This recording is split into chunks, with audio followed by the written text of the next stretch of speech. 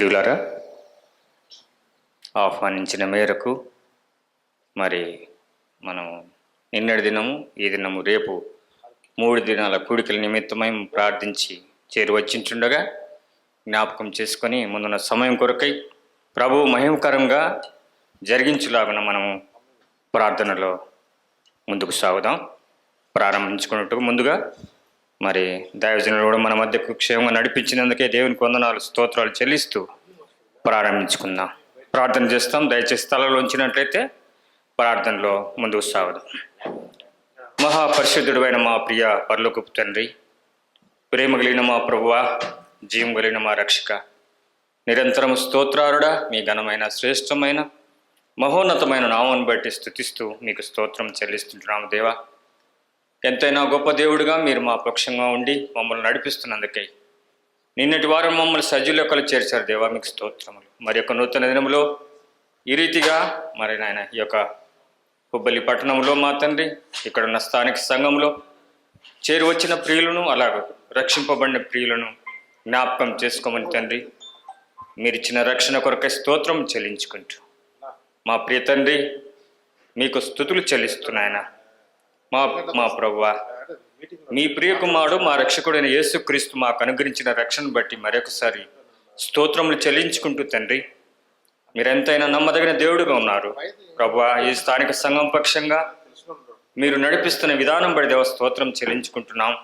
ప్రత్యేకంగా నాయన మా ప్రియులు మైసూరు నుండి సోదరులు పరమేశ్వర్ గారిని, అలాగే ఆంధ్ర నుండి మా ప్రభువా నాయన జాన్సన్ బాబు గారిని మా ఇక్కడికి నడిపించారు. మీకు స్తోత్రం నాయన. మా ప్రియులు చేస్తున్న పరిచర్యలను, కుటుంబాలను మీరు దీవించి ఆశ్రయింపజేయమని మేము పాస్తున్న ప్రార్థన చేస్తుంటున్నాం. ఇలాగ మా తండ్రి ప్రభువా, ఒకరినొకరము యేసుక్రీస్తు ప్రభు ప్రేమలో సంతోషించి ఆనందించే కృపను మీరు మాకు దయచేసినందుకే స్తోత్రం చెల్లిస్తున్నాయన. స్థానికంగా ఉన్న సంఘమును మీరు ఆశ్రయింపజేయమని మీ పాస్తున్న ప్రార్థన చేస్తుంటున్నాం. పాటల ద్వారా మీరు మహిమ పొందండి. తదుపరి మా ప్రియులు దైవజనుల ద్వారా అందిస్తున్న వర్తమానాలను మీరు దీవించి ఆశ్రయింపజేయమని మీ పాస్తున్న ప్రార్థన చేస్తూ స్థానికంగా నిలిచి నాయన మా ప్రభువా, మరి జాన్ జాకబ్ అలాగూ నాయన మరి మా ప్రభువా మా తండ్రి నిలిచి పనిచేస్తూ నాయన, అలాగ నాని కూడా మా తండ్రి ప్రభువా, ఇలాగ నాయన మా తండ్రి సంఘములో మా తండ్రి మీరు వారి ద్వారా జరిగిస్తున్న పరిచర్యను దీవించి ఆశ్రయింపజేయమని మీ పాస్తున్న ప్రార్థన చేస్తూ రాజశేఖర్ గారిని కూడా జ్ఞాపకం చేసుకోమని మీ పాస్తున్న ప్రార్థన చేస్తుంటున్నాం. తండ్రి కృప చూపించండి. కనికర సంపన్నుడా, మీ కనికరం చూపించి షారోను క్రిస్టియన్ అసెంబ్లీ ఇంకా స్థిరపరచండి, బలపరచండి. ఆత్మీయ మేలుతో మీ దీవెన దయచేయమని తండ్రి మీకు స్తోత్రములు. అన్ని విషయాలు మీరు ఎరిగిన దేవుడు ఉన్నారు. ఇవనాయన మరి కోయర్ వారిని జ్ఞాపకం చేసుకునండి. మంచి ఆరోగ్యము నెమ్మది ఇవ్వండి ప్రభువా.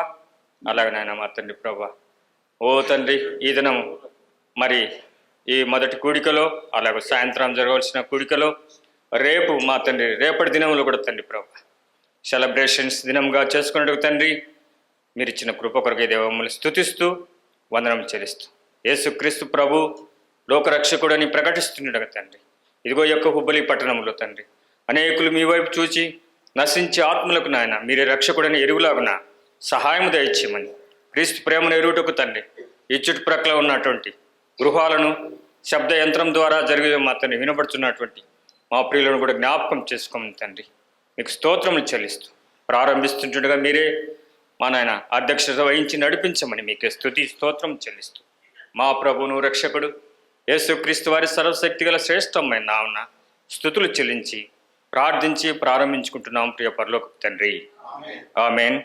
అందరికీ వందనాలండి. మనం ప్రార్థనాపూర్వకంగా దేవుని సన్నిధిలో కనిపెట్టి ప్రభు యొక్క మాటలు మనం వినడానికి ప్రయత్నం చేద్దాం. దయచేసి మనం జాగ్రత్తగా మనసు పెట్టి దేవుని యొక్క వాక్యాన్ని వినాలని నేను మనవి చేస్తున్నాను. మరి సహోదరుడు పరమేష్ గారు అద్భుతమైన సంగతులు కుటుంబం నుంచి మనకు బోధిస్తున్నారు. మరి మీరు ఎంతవరకు ప్రాక్టికల్గా దాన్ని తీసుకున్నారో నాకు తెలియదు, కానీ నాకు పూర్తిగా కన్నడ రాకపోయినా కొంచెం చదువుతాను, అర్థం చేసుకుంటాను. ప్రభు కృపాది. సౌత్ లాంగ్వేజ్ ఇంచుమించుగా నాకు పరిచయం ఉన్నాయి. ప్రభు మహాకృపను బట్టి నేను బెంగాలీస్ మధ్య, అదేవిధంగా హిందీ స్పీకింగ్ పీపుల్ మధ్య మేము పనిచేస్తూ ఉన్నాం. దాదాపు 15 సంవత్సరాల నుంచి వారికి వివిధ రీతిలుగా ట్రాక్స్ ద్వారా, ఫిలిం మినిస్ట్రీ ద్వారా చాలామందికి మేము సువార్తను ప్రకటిస్తూ ఉన్నాం. ప్రభు మా హృదయంలో పెట్టిన భారాన్ని బట్టి మేము ముందుకు వెళ్ళగలుగుతున్నాం. మా కొరకు ప్రార్థన చేయాలని మనం చేస్తున్నాం. ఉదయకాల సమయంలో అన్నయ్య కుటుంబం గురించి మాట్లాడుతున్నప్పుడు నాకు ఒక జోక్ గుర్తొచ్చింది. ఒక ఇంట్లో ఒక తల్లి తండ్రి ఉన్నారు. వారికి అమ్మాయి, అబ్బాయి పెద్దవాడు. అబ్బాయికి పెళ్లి చేయాల్సి వచ్చింది. అయితే ఇంట్లో ఎవ్వరు మాట్లాడుకోవడం లేదు. అంటే భార్య మాట్లాడుకోవట్లేదు, భార్య భర్తలు మాట్లాడుకోవట్లేదు, అలాగే అమ్మాయి వీళ్ళు కూడా మాట్లాడుకోవట్లేదు. ఈ అబ్బాయి అందరితో కమ్యూనికేషన్ చేస్తున్నాడు. ఏది చెప్పినా ఈ అబ్బాయికి చెప్తే ఈ అబ్బాయి ఎవరికి చెప్పాలో వాళ్ళు చెప్తూ ఉంటాడు. అయితే ఈ అబ్బాయికి పెళ్లి సంబంధం ఒకటి వచ్చింది. పెళ్లి చేయాలనుకున్నారు. సరే అని చెప్పి బట్టలు తెచ్చుకుని ఇంట్లో పెట్టుకుని ఎవరు కుడితే బాగుంటుందని ఆలోచించుకుని ఒక ప్యాంటు షర్ట్ కుట్టించుకుని జాగ్రత్తగా పెట్టుకున్నాడు. అయితే దానికి ఇంకా కొన్ని స్టిచ్చింగ్స్ ఉన్నాయి. అంటే బటన్స్ వేయాలి, అలాగే ప్యాంటు దగ్గర మడత పెట్టి దానికి కుట్లు వేయాలి. అయితే చెల్లి చూసింది, మా అన్నయ్య బట్టలు తెచ్చుకున్నాడు, చాలా పొడవున్నట్టుంది అని చెప్పి ఆమె ఏం చేసింది, ఒక జానెడు కట్ చేసింది. అంటారా, ఏమంటారు మీరు? జానెడు అంటారా? కట్ చేసింది. సరే అయిపోయిన తర్వాత తల్లి ఆలోచన చేసింది, పాపం నా కొడుకు రేపు పొద్దున్న పెళ్ళి, ఎలాంటి ప్యాంట్ వేసుకుంటాడేంటి, సరిగ్గా కొట్టలేదు ఇది కింద అని చెప్పి ఆవిడ ఏం చేసిందంటే ఒక జానెడు కట్ చేసి ఆమె మళ్ళా స్టిచ్చింగ్ చేయడం మొదలుపెట్టింది. చెల్లి ఒకటి పోయింది, అమ్మ చేసింది ఒక జానెడు పోయింది. ఇప్పుడు వీళ్ళ డాడీ వచ్చాడు, అయ్యి నా కొడుక ఇలాంటి ప్యాంట్ వేసుకుంటున్నావు ఏట్రా అని చెప్పి ఆయన ఏం చేశాడంటే, ఇది ఇంకా పొడవుంది, ఇది సరిగ్గా చూసుకోలేదు, ఇప్పుడు ఇంత ఏడు చిన్నప్పటి నుంచి ఇలాగే ఉన్నాడని చెప్పి ఆయన ఒక జానెడు కట్ చేశాడు. ఇప్పుడు వీడు రేపు పొద్దున్న ప్యాంట్ వేసుకోవాలి, ఎంత ఉంటుంది చెప్పండి, అది 3/4 ప్యాంట్ లాగా ఉంది అది. అంటే కమ్యూనికేషన్ లేకపోతే ఇంట్లో ఏమొద్దు చెప్పండి, ఇలాంటి పనులే జరుగుతూ ఉంటాయి. నేను ఒక ఇంటికి భోజనానికి పిలిచాను. భార్యాభర్తలు మాట్లాడుకోవడం లేదు. అంటే నేను ఓపెన్గా మాట్లాడుతాను, ఎందుకంటే నేను ఒక ఫ్యామిలీ కౌన్సిలర్ని. ఫ్రిడ్జ్ దగ్గర రాసింది మాట, చిన్న నోట్ పెట్టుంది. ఏంటంటే నోటు, నేను సాయంకాలం డ్యూటీకి వెళ్తున్నాను, నువ్వు వంట చేసుకుని నిద్రపోని రాశాడు ఆయన. ఈమె కింద ఏమి రాసిందంటే, నువ్వు వెళ్ళు, నేను మా అమ్మగారింటికి వెళ్తానని ఈమె రాసింది. ఇంతకీ ఎవరు మాట్లాడుతున్నారు, ఎవరితో మాట్లాడుతున్నారు చెప్పండి. ఫ్రిడ్జ్ వీళ్ళకి సపోర్ట్ అయ్యింది. ఇలాంటి ఫ్యామిలీస్ లేవా చెప్పండి? Godly family, it should be a profitable family. ఆరోగ్యదాయకమైన, ఆనందదాయకమైన కుటుంబంగా మనకు ఉండాలి. కోపపడుడు కానీ పాపము చేయకూడదు. సూర్యుడు అస్తమించే వారు మీ కోపము దెబ్బలాడుకున్నారా? ఏమండి, మా ఫ్యామిలీ హ్యాపీ ఫ్యామిలీ అండి, భూమి మీద మాలాంటి కుటుంబం ఉండదండి, భార్యాభర్తలు ఎప్పుడు మేమేం అనుకోవాలండి అని ఒక్కళ్ళు చూపించండి నాకు. సరిగ్గా మిమ్మల్ని ఇక్కడ తీసుకొచ్చి సన్మానం చేసి మీకు చాలా చాలా జాగ్రత్తలు చేస్తాం. అందరికీ ఉంటాయి ప్రాబ్లమ్స్, కానీ ఏం చేసుకోవాలి మనం? ఒకరినొకరు తగ్గించుకోవాలి, ఒకరినొకరు ఒప్పుకోవడానికి నేర్చుకోవాలి.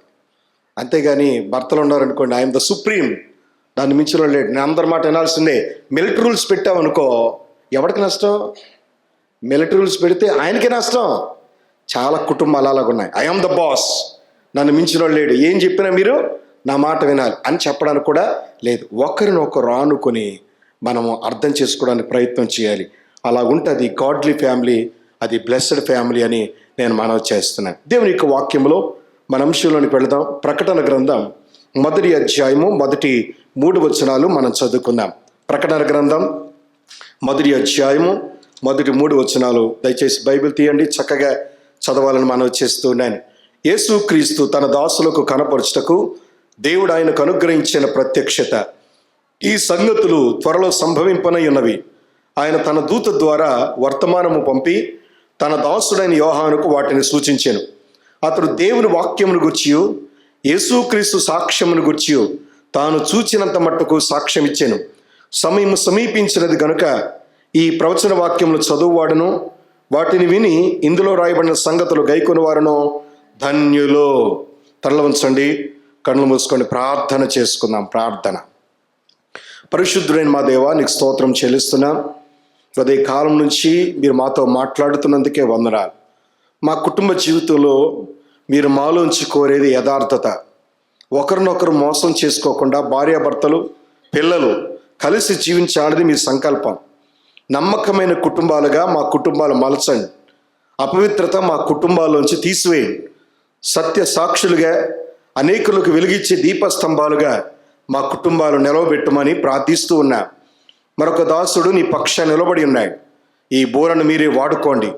మధ్యాహ్న సమయంనైనా కష్టమైనప్పటికీ వాక్యం పట్ల ఆసక్తి కలిగి వివేకంతో వచనాలను మేము జ్ఞాపకం చేసుకొని ధ్యానించి విని గైకొనడానికి కృపదయ చేసి మహిమ పొందమని, కష్టమైన సంగతులు పరిశుద్ధాత్మ సహాయంతో మాకందరికి అర్థమవడానికి మీ కృప చొప్పున నడిపించుమని మా రక్షకుడును ప్రభువునైన యేసుక్రీస్తు నామములో వినయముగా వేడుకొని ప్రార్థన చేయుచున్నాము తండ్రి. ఆమేన్. గట్టిగా చెప్పారా ఆమేనని? ఆకలేస్తుందా మళ్ళా? దేవునికి స్తోత్రం. మనము ప్రకటన గ్రంథంలో చాలా ప్రాముఖ్యమైన సంగతులు మనం వింటున్నాం. ఒక హెచ్చరికను చెబుతున్నాడు. సమయము సమీపించి ఉన్నది గనుక జాగ్రత్తగా ఉండండి అంటున్నాడు. సమయం సమీపించినది, ప్రభు రాకడ అతి త్వరలో రాబోతుంది కనుక 3 పనులు చేయమంటున్నాడు. వాక్యాన్ని చదవాలి, వాక్యాన్ని వినాలి, వాక్యాన్ని గైకొనాలి. ఈ 3 చేస్తే మీరు ధన్యులు అంటున్నాడు. ఒక సంగతి, ఈరోజు వాక్యాన్ని చదివారా? 2 వాక్యాన్ని శ్రద్ధగా వింటున్నారా? 3వదిగా చూస్తే విని వెళ్ళిపోవడం కాదు, వాటిని ఏం చేయాలి? గైక. అప్పుడు ధన్యుడివి. చాలామంది వాక్యం వింటారు, ఇక్కడ దులుపుకొని వెళ్ళిపోతారు. ఈ చెవితో వింటారు, ఈ చెవితో వెళ్ళిపోతుంది. అలా ఉండకూడదు. వాక్యం పట్ల ఆసక్తి కలిగి ఉండాలి. అదే చెప్తున్నాడు ఇక్కడ. చాలా వివాదాస్పదమైన గ్రంథంగా చాలామంది చెప్తారు. చాలా కష్టమైన పుస్తకం అంటారు, కానీ ఇది చాలా అద్భుతమైన పుస్తకం. చదివి ధ్యానం చేస్తే మనకు లోతైన సంగతులు ఇందులో మనకు కనబడుతూ ఉన్నాయి. కనుక ఇది ఆఖరి పుస్తకం అని మనం విన్నాం. ఇది చివరి పుస్తకం, కానీ మనకు ఆధ్యాత్మికమైన మేలుకొలుపునిచ్చేటువంటి పుస్తకం. ఇందులో మనం గమనించినప్పుడు జరగబోయే సంగతులు ఒక వరుస క్రమంలో రాయబడిన సందర్భాన్ని మనం గమనిస్తూ ఉన్నాం. ఏమేమి జరగబోతున్నాయి, ఏమేమి సంఘటనలు ఉన్నాయి అని ఆలోచన చేస్తే 1 by 1 మనం ఆలోచన చేయడానికి ప్రయత్నం చేద్దాం. ముందుగానే విన్నాం, ప్రకటన గ్రంథం అనే మాట అపోకాలిప్స్, ముసుగు తొలగించుట. దేవునికి సంగతులు మనకు అర్థం కావాలి అంటే ముసుగు తొలగాలి. పౌలు తాను సంఘాన్ని హింసిస్తున్న సమయంలో తన కన్నులకు పొర వేయబడింది. ఏం చేస్తున్నాడో తెలియదు, సంఘాన్ని హింసిస్తున్నాడు. కానీ దేవుడు అతనితో మాట్లాడగానే అతని కన్నులకున్న పొర ఏమైంది? ప్రార్థన చేయగానే రాలిపోయిన సందర్భం మనకందరికీ తెలుసు. కనుక మూయవేయబడిన కన్నులు అవి తెరవబడాలి అంటే వాక్యాన్ని లోతుగా అధ్యయనం చేయాలని మనం చేస్తున్నాం. అయితే మనం గమనించినప్పుడు ఇందులో ఏదైనా కలిపినా, ఏదైనా తీసివేసినా వాడి శాపగ్రస్తుడు అని చెప్పాడు. చాలా పుస్తకాలు వచ్చాయి, కలిపి చెరిపేడు బోధలు వచ్చాయి. ఈ విషయంలో సంఘం చాలా జాగ్రత్తగా ఉండాలి. కొంతమంది చెప్తారు, ఏమండి యేసుప్రభు రాకడైపోయింది, ఇక మనం ఎదురు చూడాల్సిన పని లేదు, మనము 1000 ఏళ్ల పరిపాలనకు ఎదురు చూడాలి అని చెప్పి మరి క్రీస్తు సంఘం వాళ్ళు చెప్పే బోధ కూడా ఉంది. మరికొంతమంది వచ్చారు, ఏమండి ఇప్పుడు ఆల్రెడీ ముద్రలు ఓపెన్ చేయబడ్డాయి. మా గోదావరి ప్రాంతంలో ఒక ఆయన నేను చాలా పెద్ద సభలో వాక్యం చెప్పడానికి వెళితే ఆయన ప్రకటన గ్రంథం ఎత్తుకున్నాడు, నేనేమో పరిశుద్ధత గురించి మాట్లాడుతున్నాను. మొదటి రోజున తేలిపోయాడు. ఏమన్నాడంటే, మొదటి ముద్ర 2వ ముద్ర విప్పబడ్డాయి, 3వ ముద్ర విప్పబడుతుంది. ఆ 2వ ముద్ర ఎవరంటే బిన్ లాడెన్ అన్నాడు. ఎవరంట? బిన్ లాడెన్ అని చెప్పాడు. నాకు భలే రోషం వచ్చింది నిజంగా. వెంటనే మీటింగ్ అయిపోయింది, అందరూ వెళ్ళిపోయారు. రూమ్లో తలుపేసి కూర్చోబెట్టాను. నా మీద చాలా వ్యక్తిగత, అంటే వయసులో చాలా పెద్దవాడు, అనుభవంలో పెద్దవాడు, ఎందుకు తప్పుడు వ్యాఖ్యానం చేశాడని ఒక్కొక్క ప్రశ్న అడుగుతున్నాను. దొరికిపోయాడు. ఆయన వేరొక బోధలో ఉన్నాడు, త్రిత్వాన్ని నమ్మడం. తర్వాత ప్రకటన గ్రంథంలో ఉన్న సంగతులు అంటే ఆయనకు అర్థం కాలేదు. న్యూస్ పేపర్లో ఉన్న క్లిప్పింగ్స్ పట్టుకుని ఒక్కొక్క దానికి ఒక ముద్రకి ఆపాదించి ఒక పుస్తకం రిలీజ్ చేశాయి. చాలా హాట్ కేకులు అమ్ముడైపోయాయి. నా దగ్గర కూడా వచ్చింది. ఆ బుక్ పట్టుకుని వెళ్ళి చూపించాను. ఈ పుస్తకము వాక్యానికి విరుద్ధమైన పుస్తకం, దయచేసి సంఘాన్ని చెరపవద్దు అని హెచ్చరిక చేశాను. కోపడిపోయాడు చాలా. ఏంటన్నా అలాగంటున్నావు, నా అనుభవం అంత అనుభవం లేదు నీకు అన్నాడు. బ్రదర్, ఇక్కడ అనుభవాలు కాదు కావాల్సింది, వాక్యములో ఉన్నది ఉన్నట్లుగా చూడాలి. స్క్రిప్చర్, లేఖనము చాలా స్ట్రాంగ్, బలమైనది. వాక్యంలోకి వెళదాం అని చెప్పినప్పుడు అతడు దొరికిపోయాడు. గుర్రాల దగ్గరికి వెళ్ళాడు, తప్పు చెప్పాడు. అక్కడ ముద్రల దగ్గర చాలా తప్పులు చెప్పాడు. ఇలాంటి బోధకులు వచ్చినప్పుడు ఖచ్చితంగా మనం చాలా జాగ్రత్తగా ఉండాలి. వాక్యములు ఎలాగుందా లేదో మనం చూడాలి. ఒక బరియా క్రైస్తవులాగా దేవుని యొక్క వాక్యంలోని సంగతులు, మర్మాలు గ్రహిస్తున్నప్పుడు చాలా జాగ్రత్తగా ఉండాలని మనం చేస్తున్నాం. కనుక ఈ వచనాలు ఎవరు తీసివేయకూడదు, అందులోంచి ఏది కూడా మరి చేర్చకూడదు అని మనం వింటున్నాం. రెండవదిగా మనం చూస్తే, గమనించినట్లయితే నిన్నటి దినాన్న మనం చూచాం, రచయిత ఎవరంటే యోహాను ఈ గ్రంథాన్ని రాశాడని మనం చూచాం. అపోస్తలుడైన యోహాను, యేసు ప్రేమించేటువంటి శిష్యుడు. 9వ వచనంలో రాయబడింది. ఎలాంటి వాడు చెప్తున్నాడు, చదువుతారా? 1వ అధ్యాయం 9వ వచనం ఏమన్నాడు? మీ సహోదరుడను యేసును బట్టి కలుగు శ్రమలోను, రాజ్యములోను, సహనములోను పాలివాడను అయిన యోహానను నేను దేవుని వాక్యము నిమిత్తమును యేసును గూర్చిన సాక్ష్యము నిమిత్తమును పద్మాసు ద్వీపమున పరవాసినైతిని. ఏమండి, మీరు చూస్తున్నారే, ఆ దీపం ఏది అనుకుంటున్నారు? ఇదిగో చూడండి, పద్మాసు ద్వీపం అంటారు దీన్ని. ఇక్కడ యోహాను పరవశుడుగా ఉన్నాడు. ఒక వ్యక్తి నదీ తీరాన సముద్రములో పరవశుడు అవ్వడం చాలా అరుదైన విషయం. బైబిల్లో దేవుడు కొన్నిసార్లు కొన్ని చోట్లకు నడిపించాడు. ఎహెచ్కేలు తీసుకోండి, ఎహెచ్కేలును కెబార్ నదీ తీరాన దగ్గర తీసుకెళ్ళాడు. ఎహెచ్కేలు పరలోకంలో సంగతులు రాయి, కెరూబుల మధ్య దేవుడు నివాసం చేస్తున్నాడు రాశాడు ఎహెచ్కేలు. దానియేలు కూడా నదీ తీరాన ఉన్నాడు, ఉపవాసం ఉండి. దేవుడు బలపరిచి తన దూతను పంపించాడు, దానికి సంగతులు రాయమని చెప్పాడు. దానియేలు అద్భుతమైన సంగతులు మనం తీసుకొచ్చాడు. 70 వారాలు అంటారు దాన్ని. దానియేలుకు సంబంధించిన 70 వారాల చరిత్ర. అది అర్థమైతే మీకు ప్రకటన గ్రంథం అర్థమైపోయినట్టే. అది మన అంశం కాదు, కానీ జ్ఞాపకం చేసుకుంటున్నాం. 70 వారాలు. ఏ వారము ఇంకా మిగిలింది అంటే ఆఖరి వారం మిగిలింది. ఈ ఆఖరి వారం అతి త్వరలో జరగబోతుంది. 7 సంవత్సరాల శ్రమకాలం ఎలా ప్రారంభమవుతుందో దేవుడా దానియేలుకు బోధించిన వాడుగా మనం చూస్తాం. యేసుక్రీస్తు ప్రభు కూడా ఒక పేతురు బోటును అద్దెకు తీసుకుని ఆయన కూడా బోధించడం మొదలుపెట్టాడు. అనేక జన సమూహం ప్రభు దగ్గరకు ఆకర్షించబడ్డారు అని మనం వింటున్నాం. ఇప్పుడు మనం చదువుతున్న యోహాను కూడా పద్మాసు ద్వీపం దగ్గరికి వెళ్ళాడు. అక్కడ ఆత్మవశుడై అనేకమైన అద్భుతమైన సంగతులు మనకు తెలియచేస్తూ ఉన్నాడు. వినండి ప్రియులారా, యోహాను అద్భుతమైనటువంటి అపోస్తలుడు, దేవుని చేతిలో వాడబడిన వాడు. అతను ఎందుకు వెళ్ళాడు అంటే, డొమిషియన్ అనేటువంటి రోమా చక్రవర్తి ఇతనిని ఎక్స్కమ్యూనికేట్ చేసి అక్కడికి పంపేసి రాళ్ళు కొట్టేటువంటి పనిలో పెట్టాడు. అయితే ఆయన ఖాళీగా కూర్చోలేదు, ప్రభుతో మమేకమైపోయాడు. దేవుని సాక్ష్యం నిమిత్తము అక్కడికి వెళ్ళాల్సి వచ్చింది. మనం కూడా పరిస్థితులు మారుతున్నాయి, చట్టాలు మారుతున్నాయి, స్వేచ్ఛగా సువార్త చెప్పే సమయాలు లేవు. వాక్యాన్ని ప్రకటించేవారు అరుదుగా ఉంటారు. ఇక అనేక సంఘాల మీద దాడి జరుగుతున్నాయి. 2 రోజుల క్రితం హైదరాబాదులో సంఘం మీద భయంకరమైన దాడి జరిగింది. ఆరాధన చేస్తున్న వాళ్ళని బల్లలు విరగ్గొట్టి, పోడియములు పడగొట్టి వెచ్చలవిడిగా వారు ప్రవర్తించారు. మతోన్మాదంతో నింపబడి సంఘాలు పాడు చేసే వాళ్ళు ఉన్నారు. మనకు దేవుని సేవను కిడ్నాప్ చేసి వెళ్ళిపోయారు. ఇప్పుడు కూడా రిలీజ్ చేయలేదు. చాలా ఇబ్బందులు పెడుతున్నారు. ఇలాంటి పరిస్థితులు మన దినాల్లో జరుగుతున్నాయి ప్రియులారా. కనుక సమయం ఉండగానే మన ఇల్లు మనం చక్కబెట్టుకోవాలి, దేవుని కొరకు రోషంగా బ్రతకాలి అని హెచ్చరించబడుతున్నారు. కనుక ఇందులో 60 దర్శనాలు ఉన్నాయని మనం నేర్చుకున్నాం. వినండి, దర్శనం వేరు, కళ వేరు. చెప్పండి అందరూ. దర్శనం వేరు, కళ వేరు. కళలు ఎప్పుడు వస్తాయి? రాత్రి సమయంలో వస్తాయి.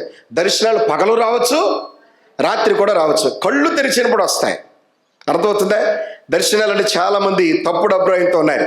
మా ఇంటికి చాలా కాలం క్రితం ఒక పెద్ద ఆవిడ వచ్చింది. బాబు జాన్సన్ గారు వందనాలండి అన్న. వందనాలమ్మ, ఎలాగున్నావు తల్లి, కూర్చోని టీ పెట్టి టీ ఇచ్చాను. మాట్లాడుతూ, నన్న ఎందుకు వచ్చాడో తెలుసా, రాత్రి నాకు యేసు ప్రభు కనిపించాడు అంది. భలే కొందరు చరిత్ర ఆ చెప్పు అయితే అన్నాను. యేసుప్రభు కనిపించి తెల్లటి బట్టలు వేసుకున్నాడు, నేను జ్వరంతో వణికిపోతున్నాను. యేసుప్రభు ఏం చేశాడంటే ఒక సిరంజి తీసుకున్నాడు, తన రక్తాన్ని దాంట్లో ఎక్కించుకున్నాడు, నాకు ఇంజెక్షన్ చేశాడు, వెంటనే జ్వరం పోయిందని చెప్పింది. ఏమనాలి చెప్పండి? పిచ్చిదనాలా మంచిదనాలా? యేసుప్రభు అంట రక్తం ఎక్కించాడంట, ఆ రక్తాన్ని ఈవిళ్ళకి ఎక్కించాడంట, ఈమెకి గొప్ప విడుదల కలిగిందంట. ఎలాంటి సాక్ష్యాలు ఉన్నాయి చూడండి, పిచ్చి సాక్ష్యాలు. టీవీ ఆన్ చేస్తే చాలు, ఏమండి కడుపు నొప్పి వస్తుంది, కడుపు నొప్పి పోతుంది, తలనొప్పి వస్తుంది, తలనొప్పి పోతుంది. తాత్కాలికమైన సుఖం కోసం వెళ్తున్నారు మందిరాలకి. ఎక్కడ చూసిన మెగా చర్చెస్. కారణం ఏమిటి అంటే వాక్యం కరువైపోయింది, వాక్యాన్ని చెప్పేవాళ్ళు కరువైపోయారు, వాక్యం వినేవాళ్ళు ఇలాంటి వాటికి ఆకర్షించబడుతూ ఉన్నారు. ఎక్కడ చూసిన మెగా చర్చెస్. వాటి ద్వారా సంఘాలకు నష్టం, ఆత్మీయులకు నష్టం. దేవుడు లెక్క అడుగుతాడు, అక్కడ వాళ్ళు ఏమి ఫలితాన్ని పొందుకోరు. మరలా చెప్తున్నాను, మెగా చర్చిలను ఒక దగా చర్చలు, చాలా నష్టం ఉంది వాటి ద్వారా. సంఘాలు గలిబిలి చేయడం. వినండి ప్రియులారా, దర్శనము వేరు, కళ వేరు. కళ అంటే తలుపులు గట్టిగా బిగించేసినప్పుడు, లోపలికి ఆక్సిజన్ వెళ్లకుండా ఉన్నప్పుడు మన బాడీలో వెన్నెముక నుంచి మెదడుకు వెళ్ళాల్సిన ఆ స్పందనలు ఆగిపోతాయి. అవి నిద్రలో కళ రూపంలో బయటకు వస్తాయి. అందుకే నా దగ్గరికి చెప్తుంటారు, అనయ్య రాత్రి నిద్ర పట్టలేదు, పీడకలు వచ్చిందనియా, నా గొంతుకు పిసికేసినట్టు వచ్చిందనియా అంటుంటారు. ఎందుకని? ఆక్సిజన్ బ్రెయిన్కి వెళ్ళలేదు. అంటే కిటికీ తలుపులన్నీ మూసేస్తే ఇలాంటివి జరుగుతూ ఉంటాయి. కనుక అలాంటి విషయాలు భయపడాల్సిన పర్లేదు. కీర్తనాకారుడు 4వ కీర్తనలో చెప్తాడు, ఇదిగో నేను హాయిగా పండుకొని నిద్రపోదును అన్నాడు. ఎందుకు వస్తుంది నిద్ర?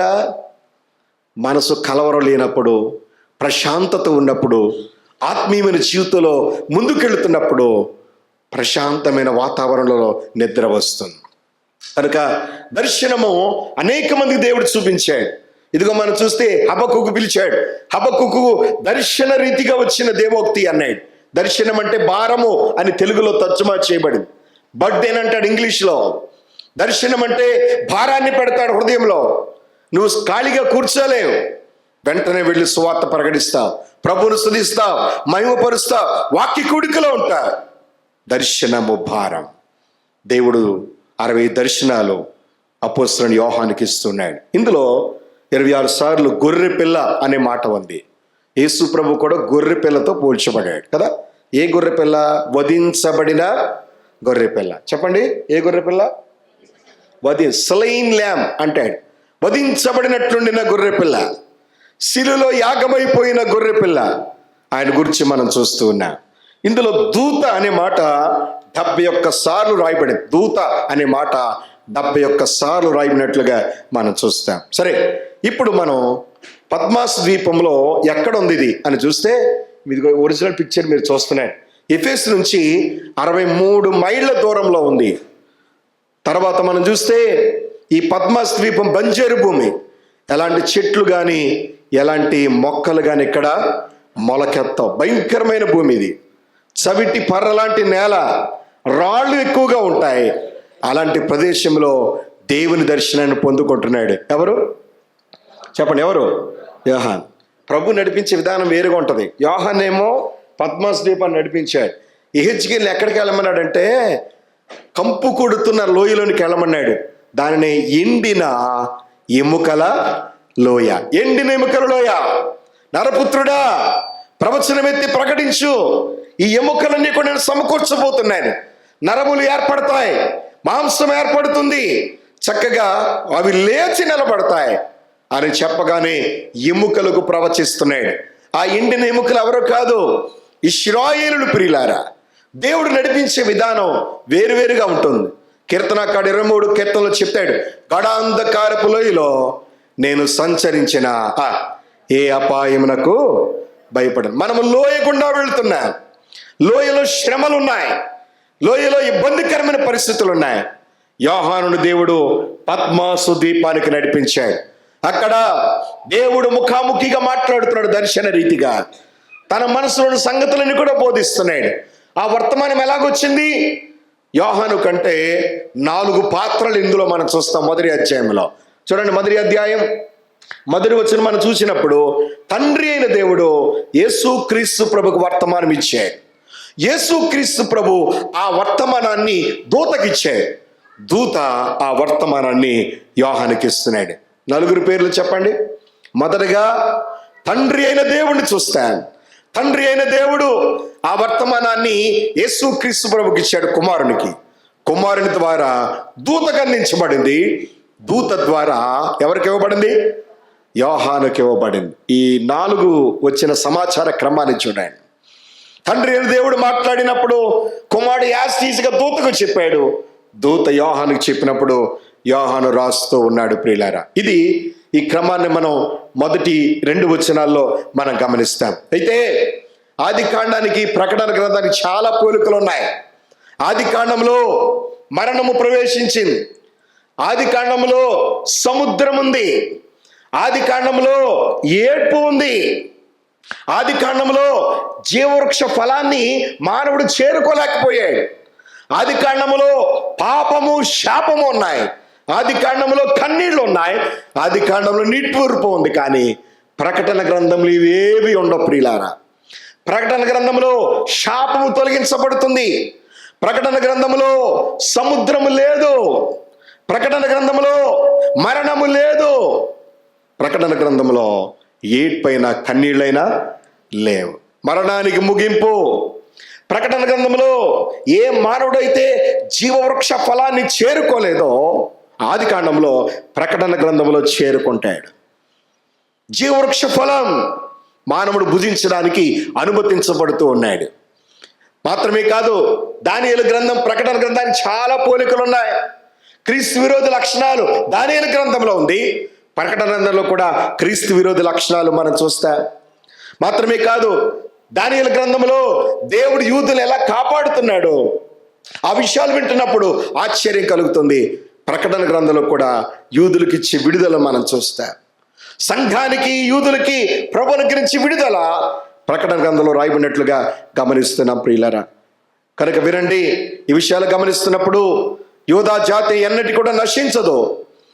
క్రీస్తు విరోధ లక్షణాలు మనం చూస్తాం. అలాగే మహాశ్రమల కాల వ్యవధి గురించి దానియేలు గ్రంథంలో రాయబడింది, ప్రకటన గ్రంథంలో కూడా రాయబడింది. ఎలాగుండబోతున్న శ్రమల కాలం, 7 సంవత్సరాల శ్రమల కాలం ఎలాగుండబోతున్నాయి, ఆ పరిస్థితుల గురించి రాత్రి మనం వింటాం. అయితే వెంటనే ఇక్కడ మనం చూసినప్పుడు మొదటి అధ్యాయంలో యోహాను ప్రభు చూసినప్పుడు పరవశుడైపోయాడు. ఆయన ముఖాన్ని రాస్తున్నాడు, ఆయన తేజస్సును రాస్తున్నాడు, ఆయన వస్త్రాలు రాస్తున్నాడు. ఇక చచ్చిన వాళ్ళు ఆయన పాదాల మీద పడి ప్రభువుకు ఆరాధన చేస్తున్నాడు. అయితే 17వ వచనం చూడండి. 1:17 చూస్తారా? నేను ఆయనను చూడగానే చచ్చిన వాని వలె ఆయన పాదముల యొద్ద పడి తిని ఆయన తన కుడి చేతిని నా మీద ఉంచి నాతో ఇట్లనను, భయపడకుము. యోహాను చచ్చిన వాని వలె పడిపోయాడు. ఇక ధైర్యం చెడిపోయిన వాడుగా అలా ఉన్న సమయంలో వెంటనే ప్రభు చెయ్యి పట్టుకుని నడిపిస్తూ ఉన్నాడు. ఆయన ఎంత గొప్పవాడు ఆలోచన చేయండి ప్రియులారా. ప్రభు యొక్క లక్షణాలు మనం చూస్తున్నప్పుడు ఇక్కడ 7 అనే సంఖ్య ఈ గ్రంథంలో ఎక్కువగా కనబడుతుంది. నెంబర్ 7 కదా. 7 మొబైల్ నెంబర్లో కూడా ఫ్యాన్సీ నెంబర్ 777 ఉండాలి సార్ మాకు అంటలేదు. కార్ల మీద ఫ్యాన్సీ నెంబర్ 777 అందరూ అంటారు. అసలు బైబిల్లో 7కు చాలా ప్రాధాన్యత ఉంది. 7 నక్షత్రాలు, 7 దూతలు, 7 ముద్రలు, 7 బోరలు, తెలుసు కదా మీకు అందరికీ. ధూపార్తులు, ఇవన్నీ కూడా మనం చూస్తే తర్వాత 7 సంఘాలు ఇప్పుడు మనం ధ్యానం చేయబోతూ ఉన్నాం. కనుక 7కు చాలా ప్రాముఖ్యత ఉంది. నయమాన్ ఎన్నిసార్లు మునిగాడు చెప్పండి? 3 7 సార్లు మునిగాడు. 7కి ఎంత ప్రాధాన్యత ఉందో చూడండి. బలిపీఠం మీద రక్తం ప్రోక్షించేటప్పుడు ఎన్ని మార్లు ప్రోక్షించాలి? 7 మార్లు ప్రోక్షించాలని కరాఖండిగా ప్రభు చెప్పాడు లేవియాకాండంలో మనం చూస్తే. 7కు చాలా ప్రాముఖ్యం ఉంది. 7 అనగా విశ్రాంతి అని మనం గమనిస్తే 7వ రోజున యూదులు కనీసం బరువులు ఎత్తరు. వారు దేవునికి ఆరాధన చేస్తారు. వారు చాలా పవిత్రంగా గడుపుతారు. 7వ రోజుల గురించి ఆది కాండం మొదటి అధ్యాయం నుంచి మనం చూస్తే 7కు చాలా ప్రాధాన్యత ఉంది. కనుక మనం గమనిస్తున్నప్పుడు 7 పట్టణాలు కూడా మరి రోమా సామ్రాజ్యం ఎలా కట్టబడిందో ప్రకటన గ్రంథంలో 14వ అధ్యాయంలో 13వ అధ్యాయంలో మనం గమనిస్తాం. మంచిది.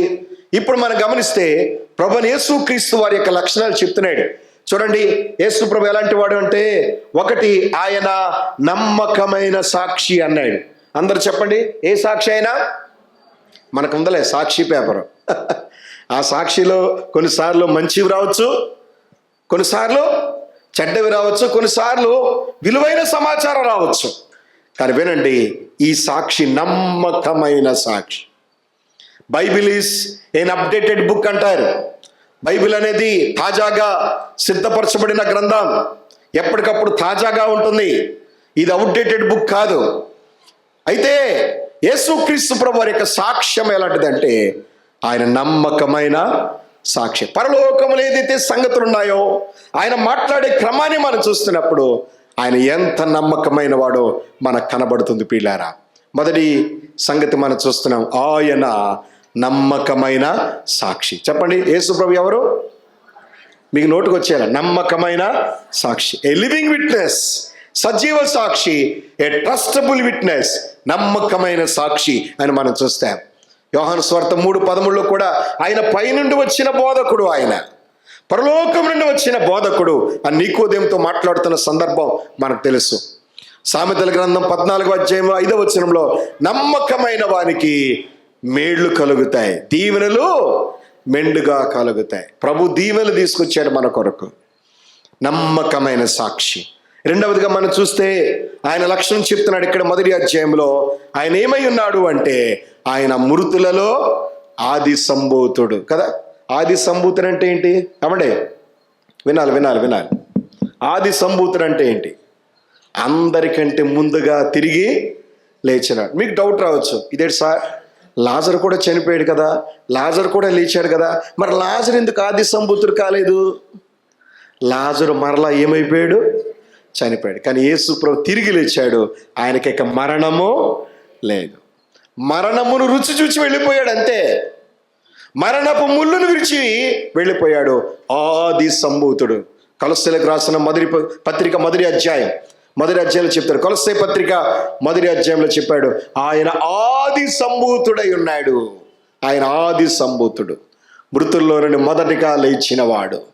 మాత్రమే కాదు, ఆయన భూరాజులకు, భూమిపై రాజులకు రాజు. ఆయన ఇక్కడ రాజే, పరలోకంలో కూడా ఏమైనాడు? ఆయన రాజే. మొన్న క్వీన్ ఎలిజబెత్ చనిపోయింది. వాళ్ళమ్మ చాలా గొప్ప కార్యాలు చేసింది ఇంగ్లాండ్ దేశంలో. ఈవిడ తక్కువ, చాలా మేలు చేసింది. ఎలిజబెత్ అంటారు. చాలా గొప్ప కార్యాలు చేసింది క్రైస్తవులకి. అసలు ఇంగ్లీష్ బైబిల్, కేజీవి బైబిల్ రావడానికి చాలా వారి పూర్వీకులు ప్రయత్నం చేశారు. అందరికి అందుబాటులో తీసుకొచ్చింది ఆమె. అయితే ఆ తర్వాత మనం గమనిస్తున్నప్పుడు వినండి, ఎలిజబెత్ చనిపోయిన తర్వాత వెంటనే ఏం చేశారనుకుంటున్నారు? ఆమె దగ్గర రాజదండం ఉంటుంది. రాజదండం ఏం చేశారంటే, ఆమె చనిపోయిన బాడీ మీద పెట్టారు దాన్ని. వెంటనే దేవుని సేవకులు పంపించి ఆ రాజదండం తీసేసుకోండి అన్నారు. అంటే ఏమైంది? చనిపోయిన తర్వాత ఇక ఆమెకు పరిపాలన చేయడానికి ఇంకా నో స్కోప్ అయిపోయింది, ఇంకా టైం పీరియడ్ అయిపోయింది. కానీ యేసులో ఉన్న రాజదండం అది నిరంతరము నిలిచేది. ఈ లోకంలో రాజులు వస్తారు, పోతారు, ప్రధానమంత్రులు వస్తారు, ప్రధానమంత్రులు వెళ్ళిపోతారు. కానీ యేసుక్రీస్తు ప్రభు రాజులకు రాజును, ప్రభువులకు ప్రభువునైనను. 4వదిగా మనం చూస్తే ఆయన మనకు చేసిన కార్యాన్ని 5వ వచనంలో చెప్పాడు. ఆయన మనల్ని ప్రేమించి 6వ వచనంలో మనలను పాపముల నుండి విడిపించిన వాడు అని చూస్తాం. కనుక ప్రభునందు ప్రియులారా, దేవుడు శాశ్వతుడైన దేవుడుగా మనం చూస్తా ఉన్నాం. ఆయనలో మార్పు లేదు. ఆయన నిన్న నేడు రేపు ఏకరీతిగా ఉన్నవాడు. ఆయన మార్పు లేనివాడు. ఆయన వంటి పరిశుద్ధుడు మరొకడు లేడు. ఆయన సర్వశక్తిమంతుడు. ఆయన ఆల్ఫా, ఆయన ఒమేగా. ఆయనకు ఆది అంతము లేదు. వినండి, మీకు ఒక మాట పరిచయం చేస్తాను, జాగ్రత్తగా మీకు తెలిస్తే చెప్పండి. నిత్యత్వము అంటే ఏమిటి? మాట్లాడండి ఇప్పుడు. What is eternity? నిత్యం ఉండేది అని అక్క చెప్పింది. ఇంకా నిత్యత్వం అంటే ఏంటి? వాట్ ఈస్ ఎటర్నిటీ అనే అర్థం అట్లే పర్మనెంట్, ఇంకా సరైనటువంటి మీనింగ్ రావాలి. దగ్గరికి వచ్చాయండి. శాశ్వతంగా ఉండేది, భలే చెప్పారు. ఇంకా ఎల్లకాలం ఉండేది, ఇంచుమించు ఇవన్నీ కూడా సిమిలర్ వర్డ్స్. కానీ వాట్ ఈజ్ ఎటర్నిటీ? బైబిల్ ఏం చెప్తుంది? యెషయా గ్రంథంలో చెప్పాడు, కాలము స్థలము లేని చోటే నిత్యత్వం. చెప్పండి ఏంటది? కాలము స్థలము లేని చోటు ఏంటది? నిత్యత్వం. కాలము ఉండదు దానికి, స్థలము కూడా ఉండదు. అక్కడి నుంచి వచ్చాడు ప్రభు మనకి. ఆయన వచ్చి మనకి కాలాన్ని, అదేవిధంగా ఆయన స్థలం మనం చూస్తా ఉన్నాం. ఇది నిత్యత్వం కాదు. దేవుడుండే ఆ రాజ్యాన్ని ఏమంటారు? నిత్యత్వం అంటారు. గుర్తుపెట్టుకోండి. అందుకని నా చిన్నతనంలో ఆర్ఆర్కే మూర్తి గారు ఒక పాట రాశారు. బ్యూలా దేశము నాది, సుస్థిరమైన పునాది, కాలము స్థలము లేనిది, సుందరపురము నందనవనము, కాలము స్థలము లేనిది, సుందరపురము నందనవనము, బ్యూలా దేశము నాది, సుస్థిరమైన కాలము స్థలము లేని చోటు, దానిని ఏమంటారండి? నిత్యం. అక్కడి నుంచి వచ్చాడు ప్రభు. ఆయన నిత్యం ఉండేవాడు. చాలా మంది డౌట్ వస్తుంది, సార్ దేవుడు ఎప్పుడు పుట్టాడండి? దేవుని ముగింపు ఎక్కడండి అంటారు. దేవుడు పుట్టుక ఉండదు, దేవునికి ఏమి లేదు ముగింపు. మనం పుడతాం, మనం చచ్చిపోతాం. దేవునికి అవి ఆపాదించకూడదు. కాలాన్ని దేవునికి ఆపాదించకూడదు. ఆయన దిగి వచ్చి మనకు కాలాన్ని ఇచ్చాయి. క్రీస్తు పూర్వము, క్రీస్తు శకము. ఇది కూడా మార్చేస్తున్నారు ఇప్పుడు. స్కూల్లో బుక్స్ మార్చేయమంటున్నారు. క్రీస్తు అనే పేరు ఎత్తద్దు అసలా, ఏడి బీసీ ఇలాంటి పేరు వద్దు అసలా, తీసిపడండి అని కొత్తది పెడతా ఉన్నారు. సిఈ అని ఒక వర్డ్ వస్తుంది, కామన్ ఎరా అని. విన్నారా? ఇప్పుడు వచ్చిన పుస్తకాలు చూడండి, పిల్లల పుస్తకాల్లో మనం చూసాను సిఈ అని ఉంది, కామన్ ఎరా. చూసారా ఎంత దాడి జరుగుతుందో? ఏమి చేయలేరు ప్రభునాళ్ళు, బైబిల్ కూడా ఏం చేయలేరు. కానీ వినండి, దేవుని యొక్క వాక్యంలో మనం చూస్తున్నా యేసు ప్రభు నిన్న నేడు రేపు ఎలా ఉన్నాడైనా? ఒకే రీతిగా ఉన్న దేవుడు. ఆయన శాశ్వతుడైన దేవుడు అని చూచాం. ఆయన మరలా రాబోతున్నాడు మన కొరకు, అదే చెప్తున్నాడు. చూడండి 8వ వచనం చదవండి. అల్ఫయు ఒమేగయు నేనే, వర్తమాన భూత భవిష్యత్ కాలంలో ఉండువాడను నేనే అని సర్వాధికారియు దేవుడు నాకు ప్రభువు సెలవిచ్చుచున్నాడు.